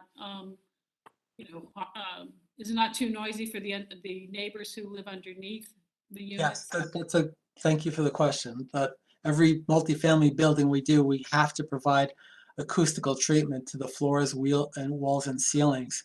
The worst thing is to hear someone from upstairs with the bass music or walking loudly. We do take special precautions, not only in the 3 bedrooms, but even if it was 1-bedroom units, we take pride in the acoustical treatment measures. Good, because I'm thinking of children running back and forth could be really annoying. Or music. Music is worse. Mr. Chairman, Yes, how many witnesses do you have left? I just have Paul Anderson, the engineer, to just go through the board engineer's report. That's all I have. No, I'm looking at the time frame, and right now it's 9:19. I'd like to take a break before we get into further questioning of Mr. Sionas. We have one other matter on our agenda this evening, and I'm not really sure whether we're going to get to him before 10:30. I'm sure. Well, that happens to be. With that said, I think, at this point, we should look to reschedule this one so that whoever's here on this application isn't hanging on through the rest of this. Well, 2 of the 3 people here on that are me and Mr. Sionas, and I think our client is one of the attendees. So we have no problem with that, Mr. Chairman, and would consent to any extension of time if any is required in order to carry this to hopefully your next meeting in Janice? first meeting in March, I guess. Yeah, I think we should carry it to the March 14th meeting. Okay, very good. And no further notice will be issued then. All right, Okay. everyone, let's take a 5-minute break, and then we'll pick up again with questioning of Mr. Sionis on his testimony. Okay.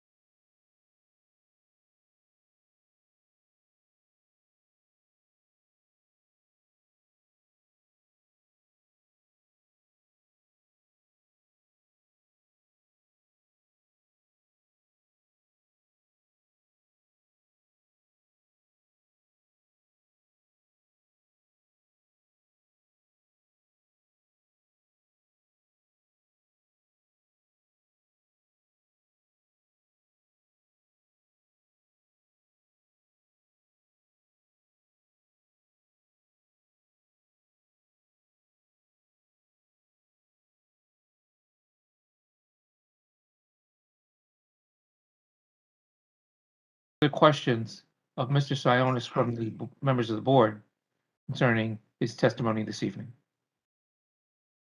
I have a question. Please proceed. The fenced-in area in the back by the landscaping, that will be open to the elements. Is the surface area of that asphalt? Surface area, the fenced-in area would be asphalt, correct? Or So it's a- concrete. We haven't decided if it's concrete or asphalt. Okay, and so it'll have a 6-foot fence, and then you'll have storage that's visible and open to the elements. Correct. So it'll be that type of storage. Okay, thank you. Thank you. I have a quick question. The affordable units versus a non-affordable units, is there a square footage difference or are they equivalent? They're equivalent and larger. So back to that slide number 5, there's a chart showing the two bedroom units. One 2-bedroom unit on the second floor is 1,260 square feet. The other 2-bedroom unit is 1,305 square feet. So those are 2 bedrooms and 2 bathrooms. The third floor, unit 307, is 1,595 square feet. That's 3 bedrooms, 2 bathrooms. And then on the fourth floor, unit 406 is 3 bedroom, two bathroom. That's 1,595 square feet. So there are smaller units. For the market rate, there's some smaller units, and then there's the 1865 is the largest in the building. But these are right in the middle, actually. Okay. Other questions? Yes.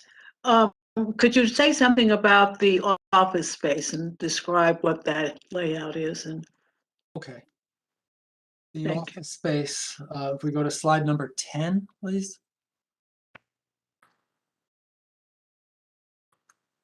Slide number 10 is the second floor plan. The proposed office space is shown in the bottom right. Thank you. It's 1,100 square feet of rentable office space. It's just open office space with 1 bathroom within it. The entry door is off of the common hallway. So someone would take the elevator up to the lobby, turn left, and then turn left to get into this office space. And there are 2, 4, 6 windows within that office space, within that niche that's set approximately 10 feet from that southerly property line.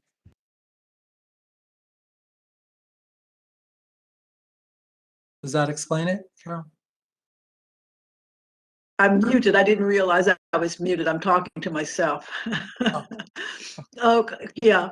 It's just one large open room. There's no place for, say, a small office to manage or anything. It's just one open space. Is that what you're Open saying in the space back? that a tenant could fit to their specific use.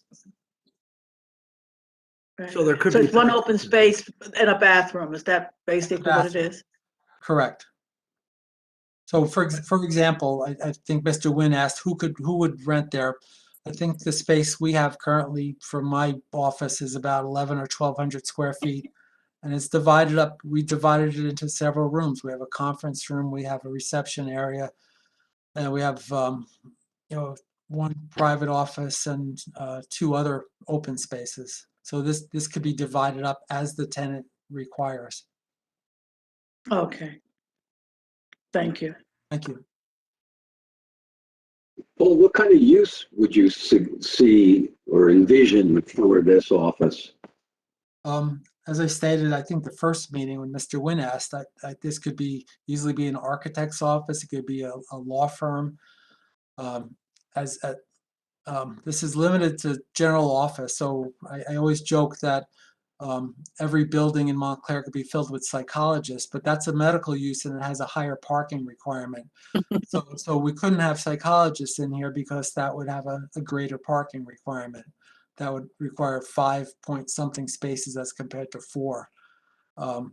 So it'd be general office. There are many businesses that you or I don't even know of at this point in our lives. Yeah. You know, with tech businesses and things like that. I thought it interesting, though, that you picked out lawyers and architects for this use. Well, they're the two saddest, I think. Well, He's surrounded by them. I was wondering, with the school being right around the corner, would there be something that would be client of children uses? You know, it's one of the things that they talk about in this community service area, community business area, that there seems like there might be some very interesting things that could be done with the children. That's right. Being served in some way. And as I just said, there are so many uses that we can't even anticipate at this point. You know, that there were not those uses 10 or 15 years ago. Now there are so many new types of uses that would want office space.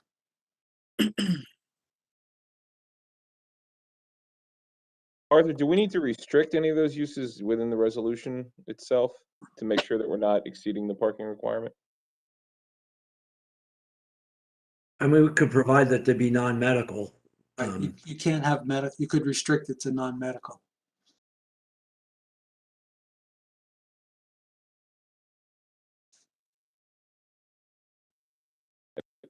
Apologies. That's the sole restriction we can require. Well, That's the only, Well, do we even have to? Because as you say, you couldn't park it if it was medical. Right. I think your parking calculation is based on a non-medical use. It's just based on a straight office.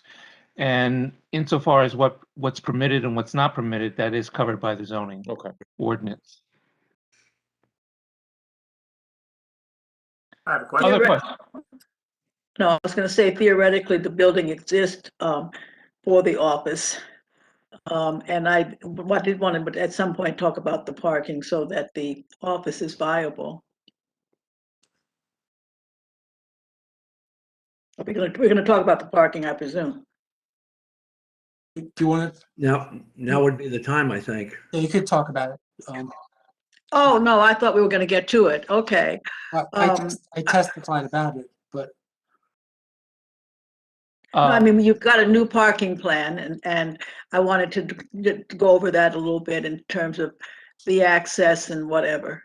Could you go over the parking plan as it relates to the use? Because I think, you know, one of the things that's been said is that because the building is, the people who have access are the people who live there, but how do we get access for the people who would like to get to the business? And we talked about some things about Bob's or whatever, and I'm not quite sure what we've come up with regard to the parking and the access and spaces and whatever.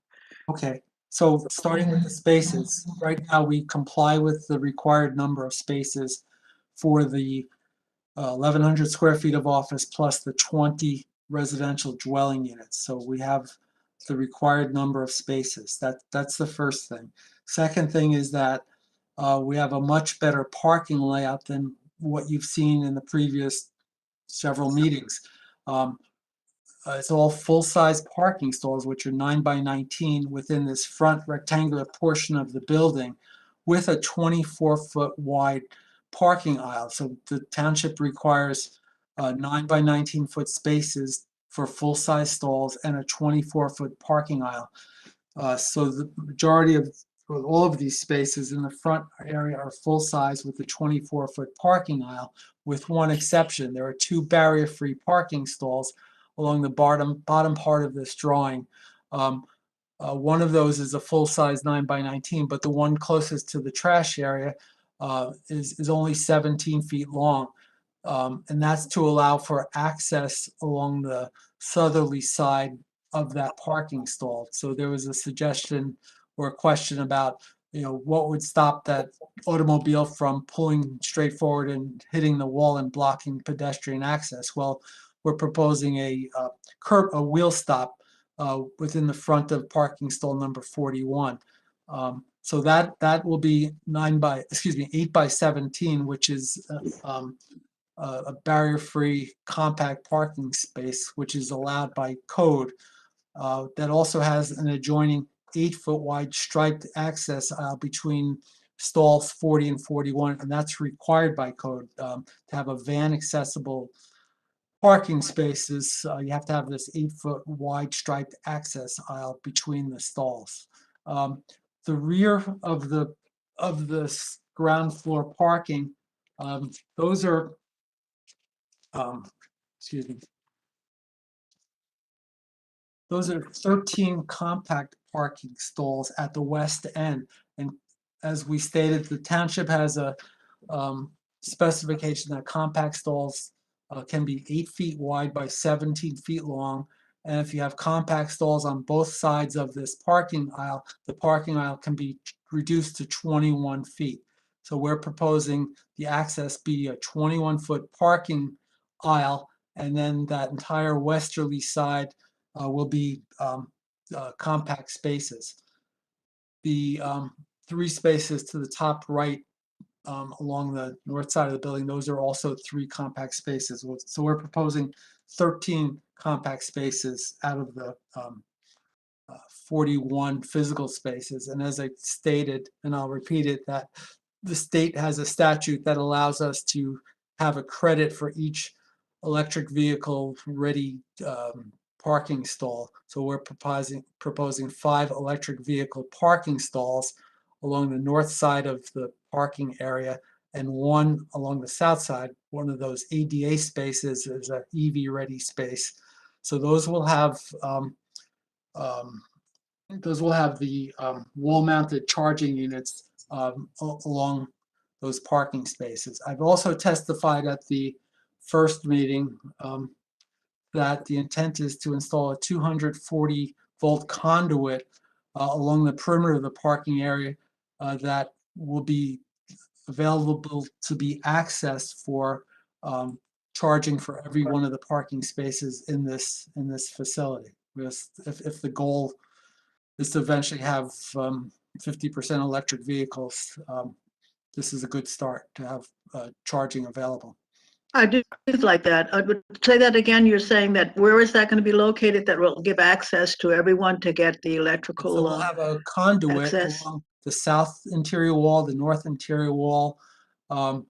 We were going to have it originally along that west 7-foot high wall, but now we'll have it underground at the westerly side of those western parking stalls along the west side of the building.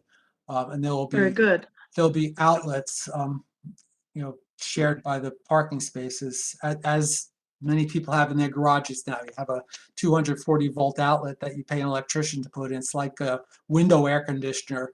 You need the 240-volt outlet. So I think the movement is to create 240-volt conduits in garages like this.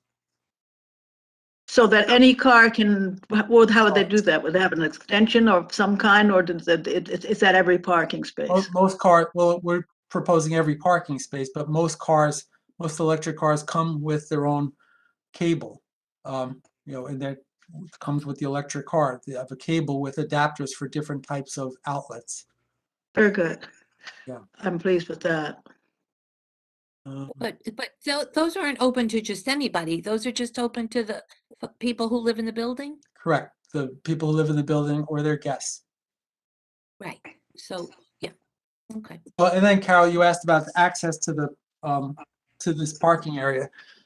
As we stated, it will either be key fobs or an app on their cell phones. So if there's a visitor to the office or a visitor to the apartment, I testified previously that the visitors would be given information for their cell phones to be able to open the garage door.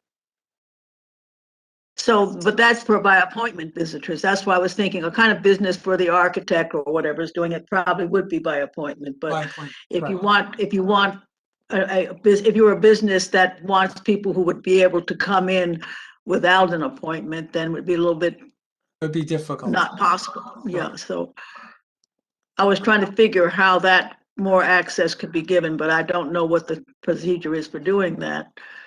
But I know parking is a big thing for businesses, and to to have only by appointment offices in that building would be kind of a long-term handicap.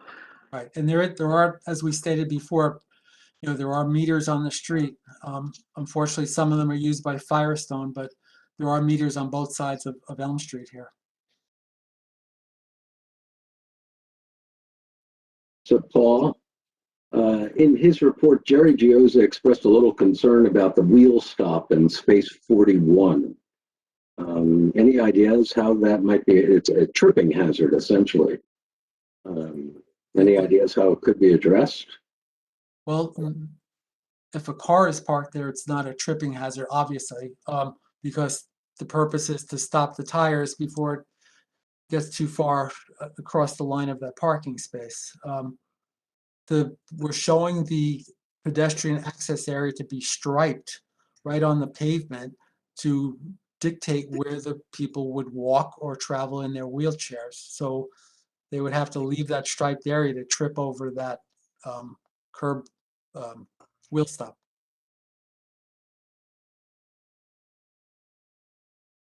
Paul, I have a couple of questions, Sure. just to follow up. When you describe the size of the parking stalls, you don't include the intrusion of the column into the stall. Why is that? We never do. We've always taken the dimension from the center of the stripe to the center of the stripe. We show on that stall number 40, we show the actual dimension to the column. We could blow that up. Just at that one space, we show that from the center of the stripe to the edge of that column is 8 feet 4. Yeah, but if you look across, for example, at stall number 45, the EV ready stall, Correct. you show the dimension to the stripe, yet in reality, a car, the effective width of that stall is defined by the narrowest point, would it not? It would. That's the narrowest point of the stall. Yes. So if you describe, so that was my question. You describe it as 9 by 19, but the effective width is actually 8.5 by 19. Correct. At the column. Correct. Okay.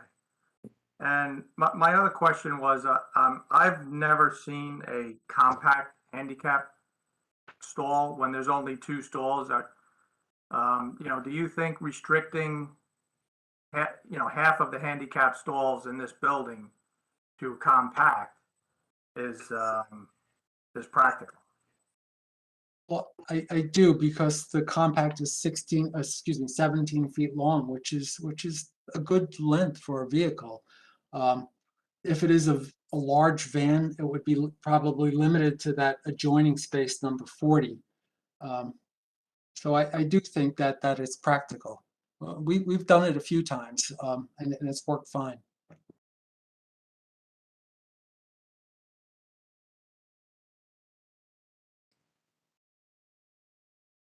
Okay. Other thanks. questions from the board? Thank you.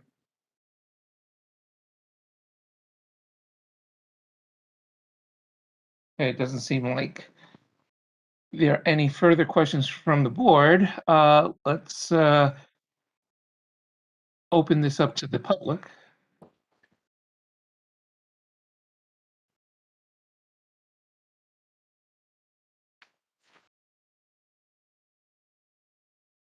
Okay, I know Mr. Schwartz had a question.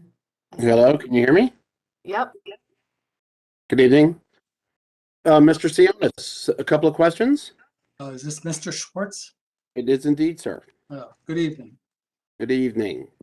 Mr. Sionas, at our last meeting on this, I gave some testimony that I believe your original design was not in keeping with the various objectives and goals of the master plan, based on both the design exterior and the bulk facade. Is that an accurate description? Of your. Okay. Um, I so- don't recall that exact question, but or That's statement. okay. That's okay. subsequent to that hearing, did we not have a conversation about the building? And did I not make a recommendation that you reduce the height of the building and create a more traditional design exterior to present in keeping with the common good to more reflect the master plan? We did have that discussion, yes. And did you subsequently then engage in a redesign of the building and have presented a more traditional structure that is more in keeping with the neighborhood character, and subsequently reduced the size of the building 1 story? Yes, that's true. We have. And during that conversation, did I not say, were you to undertake those redesign elements and therefore, in my opinion, more appropriately adhere to the public good as called for in the master plan, that I would be inclined to support this building? You stated that, yes. And did you not then redesign the building accordingly, and it presented such a structure today that is more in keeping, in your professional opinion, with the public good? Yes, and I've testified that by saying how this fits in well and is in keeping with other projects we've worked on of similar nature. Yes, Thank you. No further questions. thank you. Um, Any other Mr. questions from the public? Mr. Clark, do you have any questions? No, thank you. No, I'm just here and grateful for the changes that you've made. And Okay. Thank you. appreciate it. Call in user number 3. Do you have any questions? Yes, this is William Scott, the chair of the Montclair Housing Commission. Can you hear me? Yes, I can hear you. Yes. Okay, and also the chair of the NAACP Housing Committee.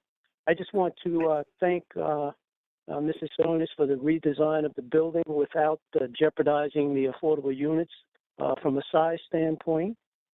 And I also want to thank them for the continued free parking that's going to be allowed for the affordable units, and also the fact that the tenants of the affordable units will have access to the amenities.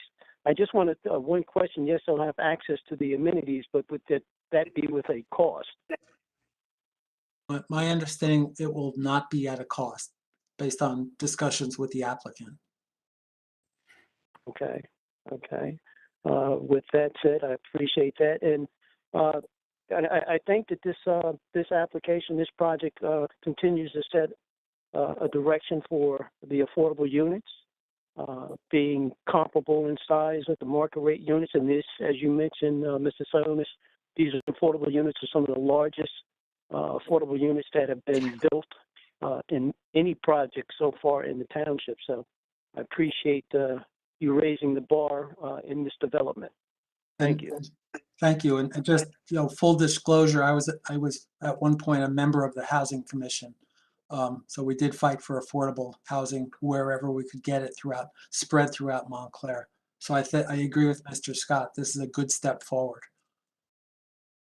And I'll just add that when you were a member of the Housing Commission, we did serve together.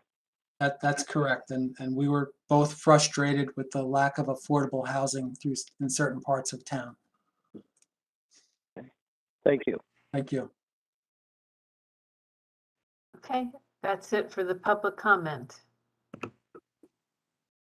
All right, Mr. Tremulak. Yes, my next and final witness was Paul Anderson, the project engineer. Mr. Anderson, can you hear me? It appears Mr. Okay, Anderson's mute. audio is not connected. There he goes. Can you hear me now? Is that you, Mr. Anderson? I can't see you. Oh, there you are. Here. Sir, you recognize you remain under oath, yes? Yes, I do. Thank you. All right. Paul, you submitted a revised site plan along with Mr. Sionis's plans, correct? Correct. Okay, and those were reviewed by the board engineer, and she provided comments in the February 1, 2022 letter. Have you seen that letter? I have indeed. Okay, I'd like you to go through it and address whatever comments you need to. Some of them I may have already been covered in Mr. Sionis's testimony.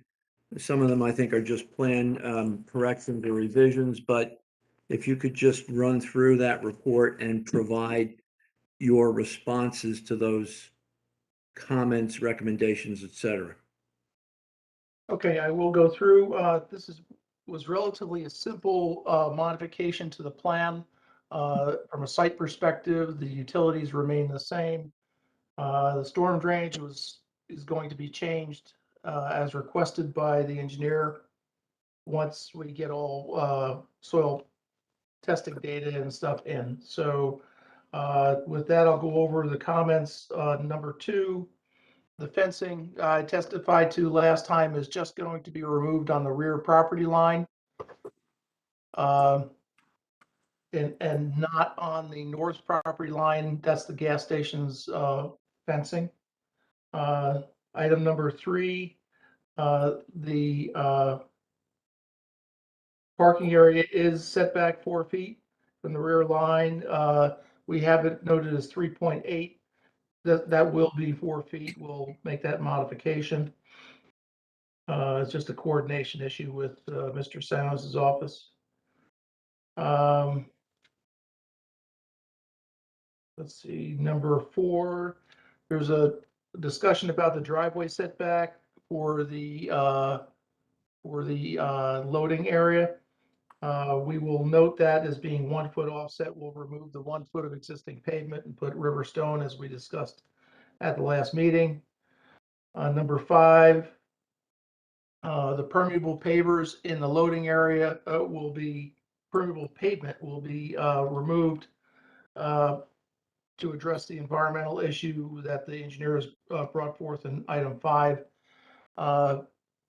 Providing we stay with a recharge system, that will be, it'll not be permeable pavement. The drainage calculations that we have so far does not include that as permeable. It includes it as an impervious area, so there's really no change to the size or concept of the drainage system that we're proposing because of that change.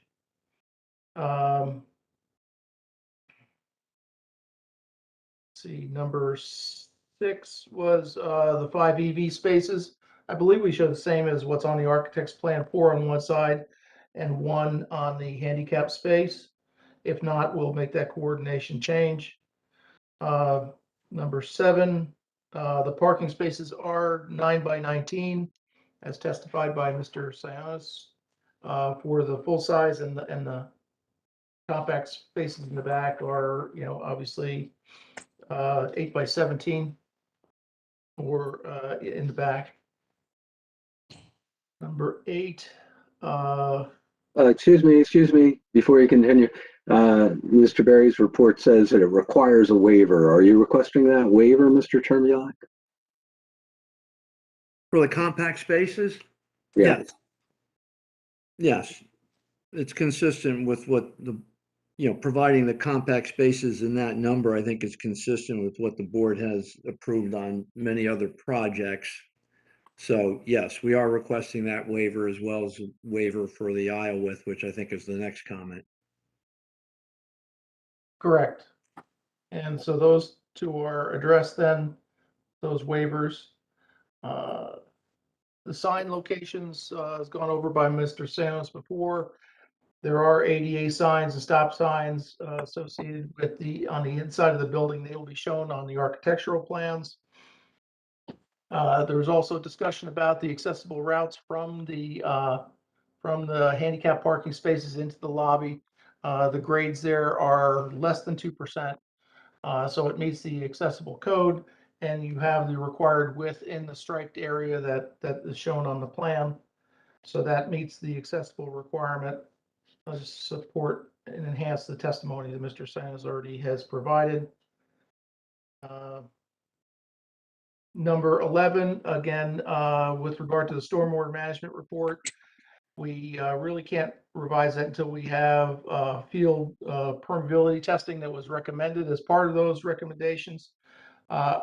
Regardless of the outcome, I don't see the design of the system changing significantly. It's going to be an in-pipe system, whether it's a permeable pipe system or a pipe that stores water and doesn't discharge to the ground.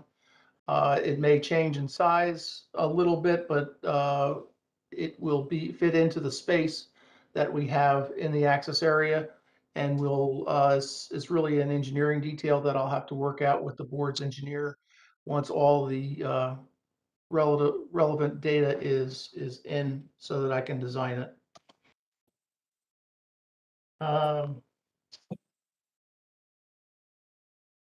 Yes, items 12, 13, and 14 are all regarding connections of the utility lines and meeting the township requirements and also meeting the DEP requirements.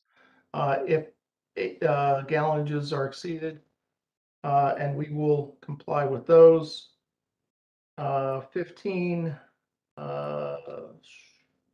redesigned the lighting as part of this revision to match the lighting that's shown on the architectural plans, the lights that are not that intrusive.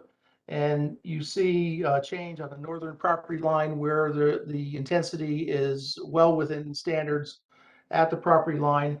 What's brought forth in item 15 is the 4.8 foot candle intensity, but that's on the east property line. The building is on the property line. So once you put a light on the building, the intensity has to be greater than that right at the building itself.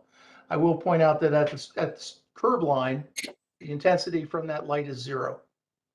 So it provides a little bit of lighting as described by Mr. Sionas that washes down over the building and provides a little light on the sidewalk for people to walk safely, but it quickly cuts off before it gets to the street. And then items 16 through 24, we're in agreement with all of these in terms of the sediment control permit. And, obviously these are all things that we need to obtain if the board approves the project. Moving the construction entrance farther in is something we'll do so we can maintain the sidewalk. When I originally showed the retaining wall on the back where Mr. Sionas says a 7-foot retaining wall, I had envisioned it as a 3-foot retaining wall and a fence on top of it as a guard. The alternate design is what Mr. Sionas has shown, which is the wall that goes the full permitted height of the ordinance. Either way, if the board is happy with the wall as presented this evening, I'll change my plans to be that way. If a fence is preferred, I'm sure we can change the architectural plans to have a 3-foot wall, or a 3.5-foot wall, and a 3.5-foot fence in that area. So that can be coordinated. Okay, I think you covered everything. Yep, and the rest of them are basically will comply with. There's nothing significant in the rest of the comments I need to discuss. Okay. I don't think I have any further questions, Mr. Chairman. Questions from the board? I have some questions. Please proceed. So I know you noted some discrepancies with the architectural plan that you'll be working out. The plans also have several other discrepancies to the architectural plan: the number of 2-bedroom units, the square footage of the office, the four spaces, the EV charging, all at the bottom of your kind of zoning chart. So just in general, just a general comment, I think the plans should be looked at and well coordinated with the architectural plans, because there are a lot of minor, discrepancies between the two sets of plans. I concur. Where was there's just running short on time. We will coordinate. I was wondering where the AV stay discrepancy was, because I show it correctly in the plan view, but now that you've explained it, I can make that change. But yes, those are all things we'll have to coordinate. Mr. Sionas' representation as to the quantities and locations of things will control what I put onto my plans. Okay, thank you.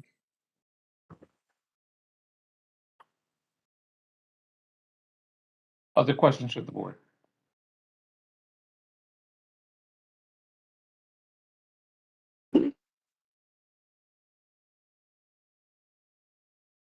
Okay, what about from the public? Do you have questions of this witness concerning his testimony? Mr. Clark, do you have any questions? No. Okay. No questions from the public. And that completes our presentation, Mr. Chairman. Okay. Are there any comments from the public other than what's already been made with respect to the application as a whole? Can't hear you. Mr. Clark, do you have any comments? No. Thank you again for reducing the size of the building. I think it's a really significant improvement in the application, and I appreciate the responsiveness of this team to that. So thank you. That's really it. Okay. All right. Mr. Tremulek. Thank you, Mr. Chairman, and thank you, board members, for all the time you've given us and all of your comments, which, as I think you can see, we've taken into account. As I said at the beginning, we understand that the board felt that the original plan was too much at this location, so the applicant has made significant concessions in terms of the size of the building, the reduction in height, the change in the building design, the reduction in the number of units, the reduction in the size of the apartments. All of those things have resulted in what you've seen tonight, which is a fully conforming site plan application with not a single variance required, which I think obligates you under the law to approve the application, which I think you would, I would hope that you would view favorably regardless. It's a permitted use, most importantly, in the zoning district. And I know there was I just want to address one point. I hope it's still a concern, but it was a concern at the prior meetings about traffic at this particular location. And, off-site traffic conditions are really not relevant under the law when you're dealing with a permitted use. I mean, the zoning ordinance it takes into account traffic conditions. So by making this a permitted use, the governing body, the town council, has determined that the use is appropriate here.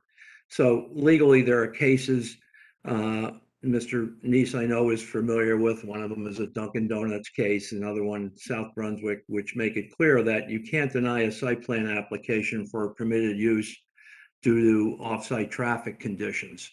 And actually, as your own experts, particularly your traffic expert, has indicated, that this is actually a very minimal increase in traffic from this site, and that this particular use is a very low intensity traffic generator. We're talking about maybe 10 cars or so during peak hour in the morning going out of the building, and a similar amount going into the building at the end of the day, with not a lot of activity throughout the day, which you might have if this was a retail use or a restaurant use or other permitted uses under the zoning ordinance, which could generate a lot of traffic and a lot of coming and going throughout the day, with more significant traffic concerns and parking concerns than what we're proposing, which again, as your own experts have said,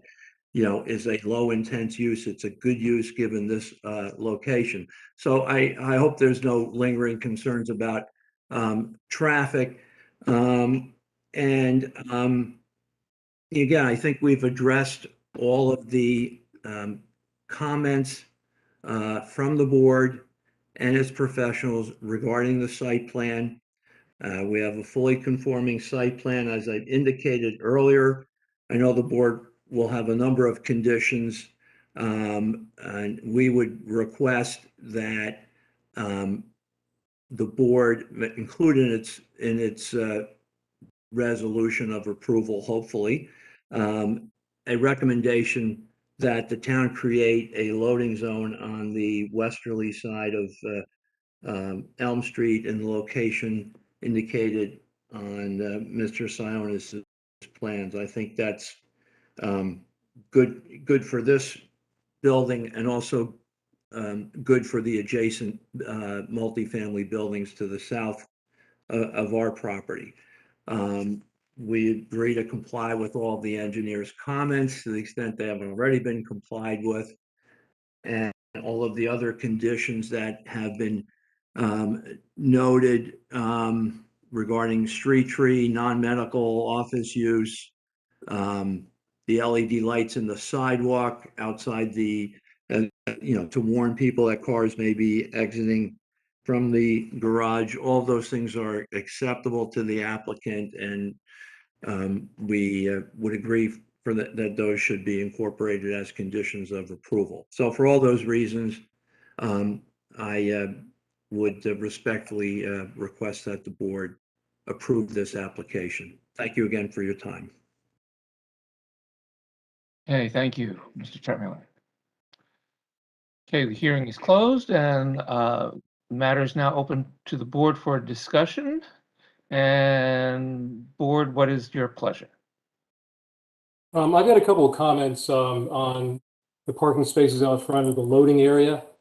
I think that I think a good use would be for a couple of parking spaces out front, or at least have parking in front of the building at certain times of the day. I think reserving that whole area for when Amazon trucks might come, street parking is really valuable. So maybe, if there's daytime street parking not allowed, but allow them at night or, during the evenings. I'm not a big proponent of, essentially walling off that whole area. I think when it was that rug store, they probably had trucks out there all the time loading. That's just my, opinion. The other opinion is that the uses on the first floor, I can't create this building is really dead on the first floor and it's being touted as an advantage, but in our C1 central business zone, what's encouraged in our zoning and our master plan is retail on the first floor by no stretch of the imagination. Our C1 zone wants activity. So this is kind of a dead building and I don't think we can do much about it. I don't think it really meets the intent of zoning. I don't know if parking on this, I can't even make a direct connection to whether parking is kind of an allowed use. We've talked, the zoning isn't really ideal. I can't really do much, but I hope that when we talk about the master plan, the new C1 zone, what we want, that we get closer to what the intention of the master plan was. And I think that, this is going to be a relatively inactive building. And also, with respect to parking in front of the building, if we're afraid that as Amazon trucks are going to go to any building in downtown, we would put loading zones everywhere, and there'd be no places for people to park. So I just think we have to be conscious of that. Those are just comments, but So, as someone who has expressed strong opinions about this building since I saw it for the first time at the DRC, I want to start by thanking the applicant and thanking Mr. Trembulac for hearing those concerns that were expressed by members of the board and members of the public, and coming back with a proposal that, in my view, is better. I think that this process has been useful and helpful, and I just want to thank you for doing what you did. In my view, the original sin here is that this particular plot is zoned the way that it is. I think that it would have been good, particularly once the Bullock School opened, for the prior council to have revisited this, because I still don't love the idea of even this 4-story building being where it is. But the zoning is what it is. And I think that, it is an attractive building. It is an improvement for what's there now. And so, as between two choices, where one is to simply thank the applicant for presenting this conforming use that doesn't require any variances and taking the win, and option number 2 is doing what would essentially be a nuclear option of saying that, in the board's view, this just does not conform to the spirit of zoning and we're going to reject it, knowing we would be sued for it. I've come to the somewhat difficult conclusion that because the zoning is what it is, and because the applicant has made the changes that they've made, that I'm now supportive of this, not without some significant reservations and not without wanting to have some serious conversations with the town's traffic people about what we're going to do on that street.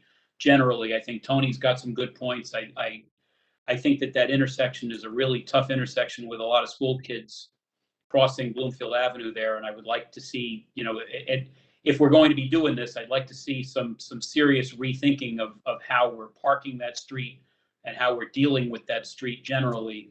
But that's for the town's parking folks to look at. But I will be voting yes on this after the applicant did what I think is the right thing by this board, by the public. And I'll leave it at that.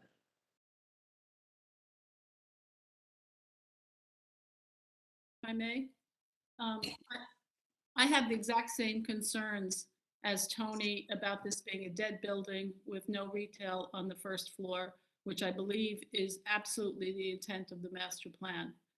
Having a 1,100 square foot office space is not what a mixed use building is. So, and I think it's the problem of the planning board, the planning department, to address that.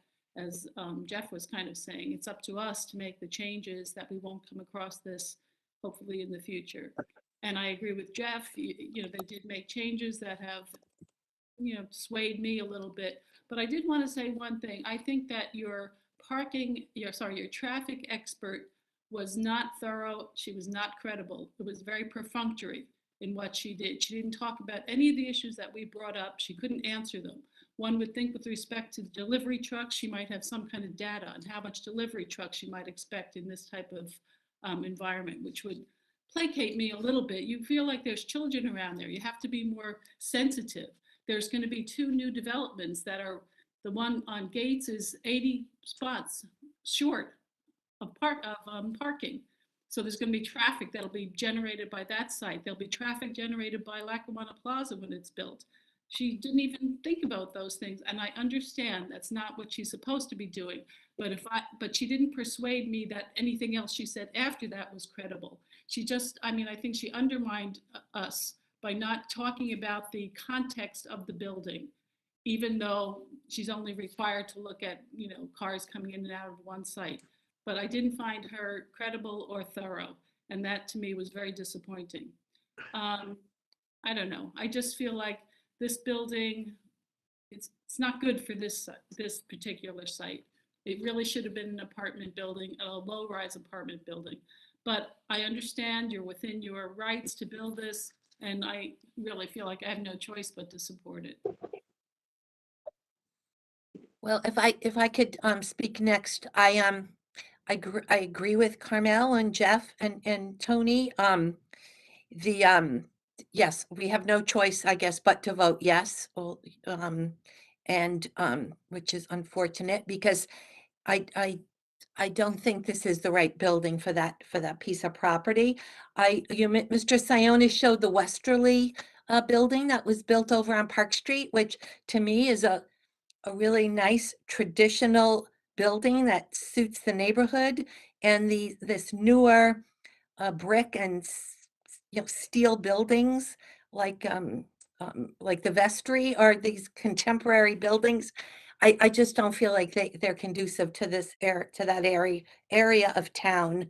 But this is what it is, and I'm still very concerned about the traffic, no matter what, with all due respect to Mr. Trembulak, there is a lot of traffic, and we are probably looking at upwards of 300 apartments coming in to the Lackawanna Plaza area in the next couple of years. So perhaps that's yes, the parking and the police department has to look at this whole area in totality. There's a lot of traffic, and then the parking is probably has to all be relooked at, especially that one space across the street from this new building.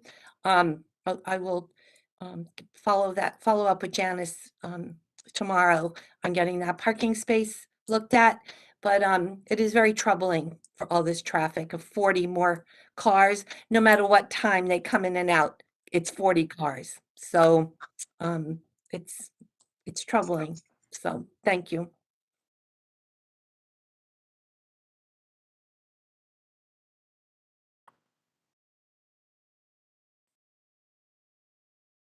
Anyone else wish to be heard?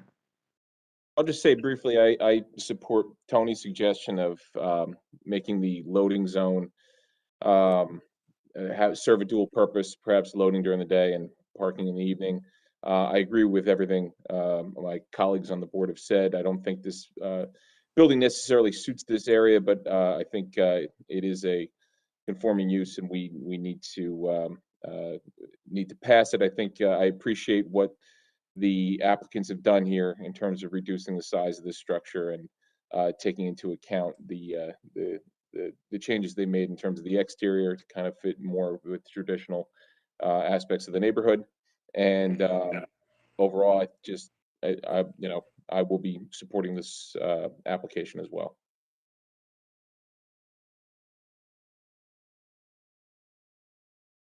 There we Anyone have else? it. A set of unenthusiastic eyes. Well, I will then first like to thank the applicant for designing an application that we had no choice but to vote for. They addressed all of the comments, just about, and all of the concerns to the extent that they could and still maintain their objectives. They addressed and tried to accommodate all of the comments that the board made, and certainly I think we definitely appreciate that, and I think it's made a better project than it was when it was first presented to us. I would like to propose that we approve the plan as submitted by the applicant with conditions. I would propose that with respect to the parking situation, that we make a recommendation that the town look at the parking and study it and adjust it. It needs to be adjusted some way, and so that the town adjust it in a way that will provide the best level of service for all concerned in that intersection and in that area. There's a lot going on there with the gym and the restaurant and the gas station. So, and not to mention Firestone. So, there was also mention of a waiver that is required for the parking. I think that that's appropriate and should not be an issue for us. The applicant agreed to adjust the glass for the parking garage doors, make it frosted, so that you can't just peer into the garage area. they, there was also conditions and comments that were made in the engineer's report and the planning report that the applicant has agreed to address to the extent that they have not already been addressed. And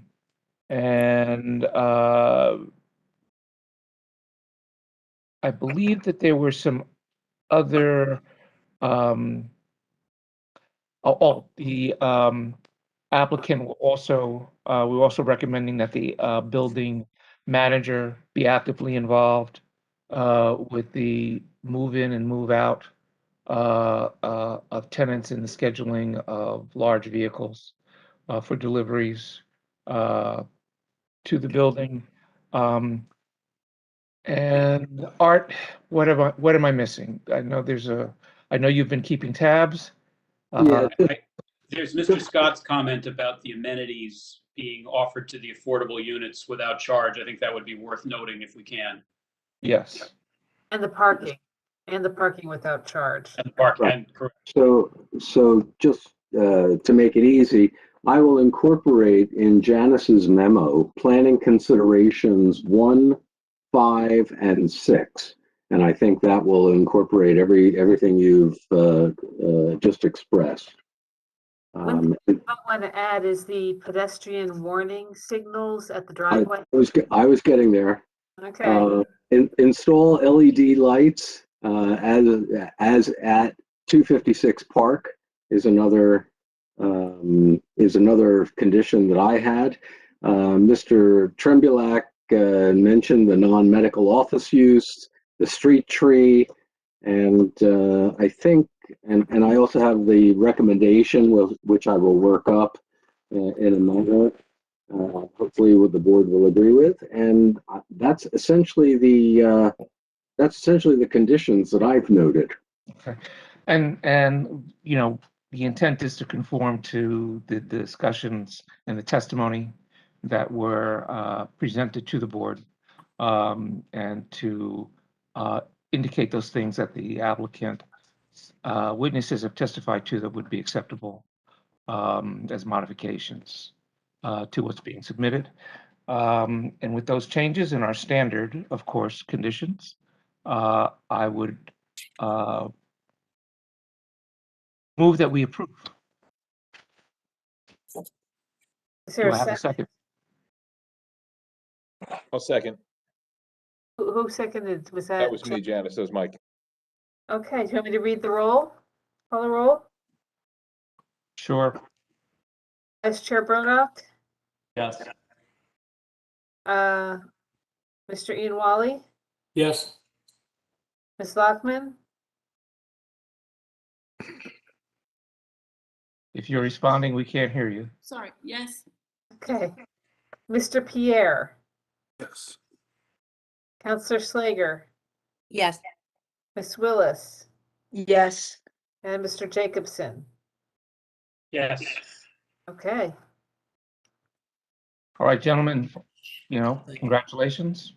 Thank you very much. Thank you, everyone. Good night. Building. Before All we right. go, Well, John, before we go, I want to Fine add now? something. Yeah, so to me, it's important that we look at this 1,000 square footage as being included to define it as a mixed-use building. That there must be another definition where you don't get a building like this with 5 stories and 1,000 square feet, and it's acceptable as a mixed use. We have some language that we can pull from other sections of the code, and that's something I'll work on it and send it to the zoning subcommittee. Great, because I think that's important, because I think that kind of defeated us here. I agree, and there should be a focus on making some real retail space available as opposed to token Right, if you have spaces. 5 stories, the first floor has to be all retail. Right, and right, issue, and we might consider if they're going to do something like this, that, you know, the central business district might be treated differently than some of the other business districts in requiring certain things on the first floor, as opposed to allowing the space to occupy the second floor.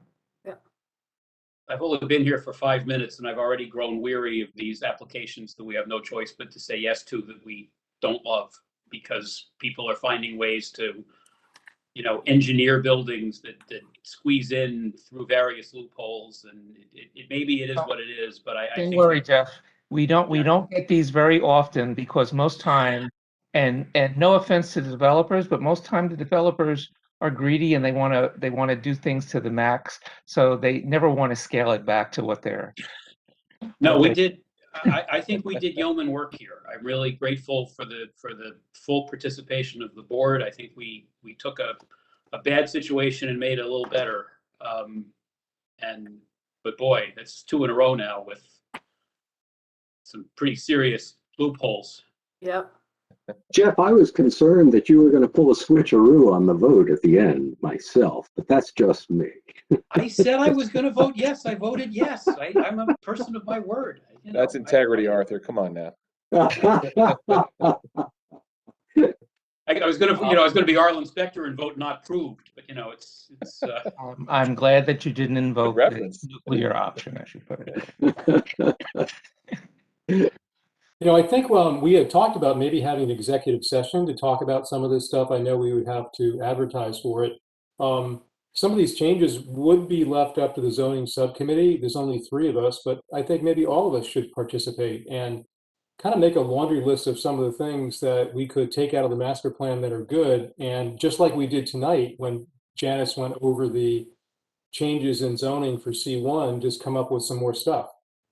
Well, that's we certainly don't even have to wait to have a meeting on that. If individual members of the board, if you can write it down and send it to Janice, and Janice can then share it with the committee.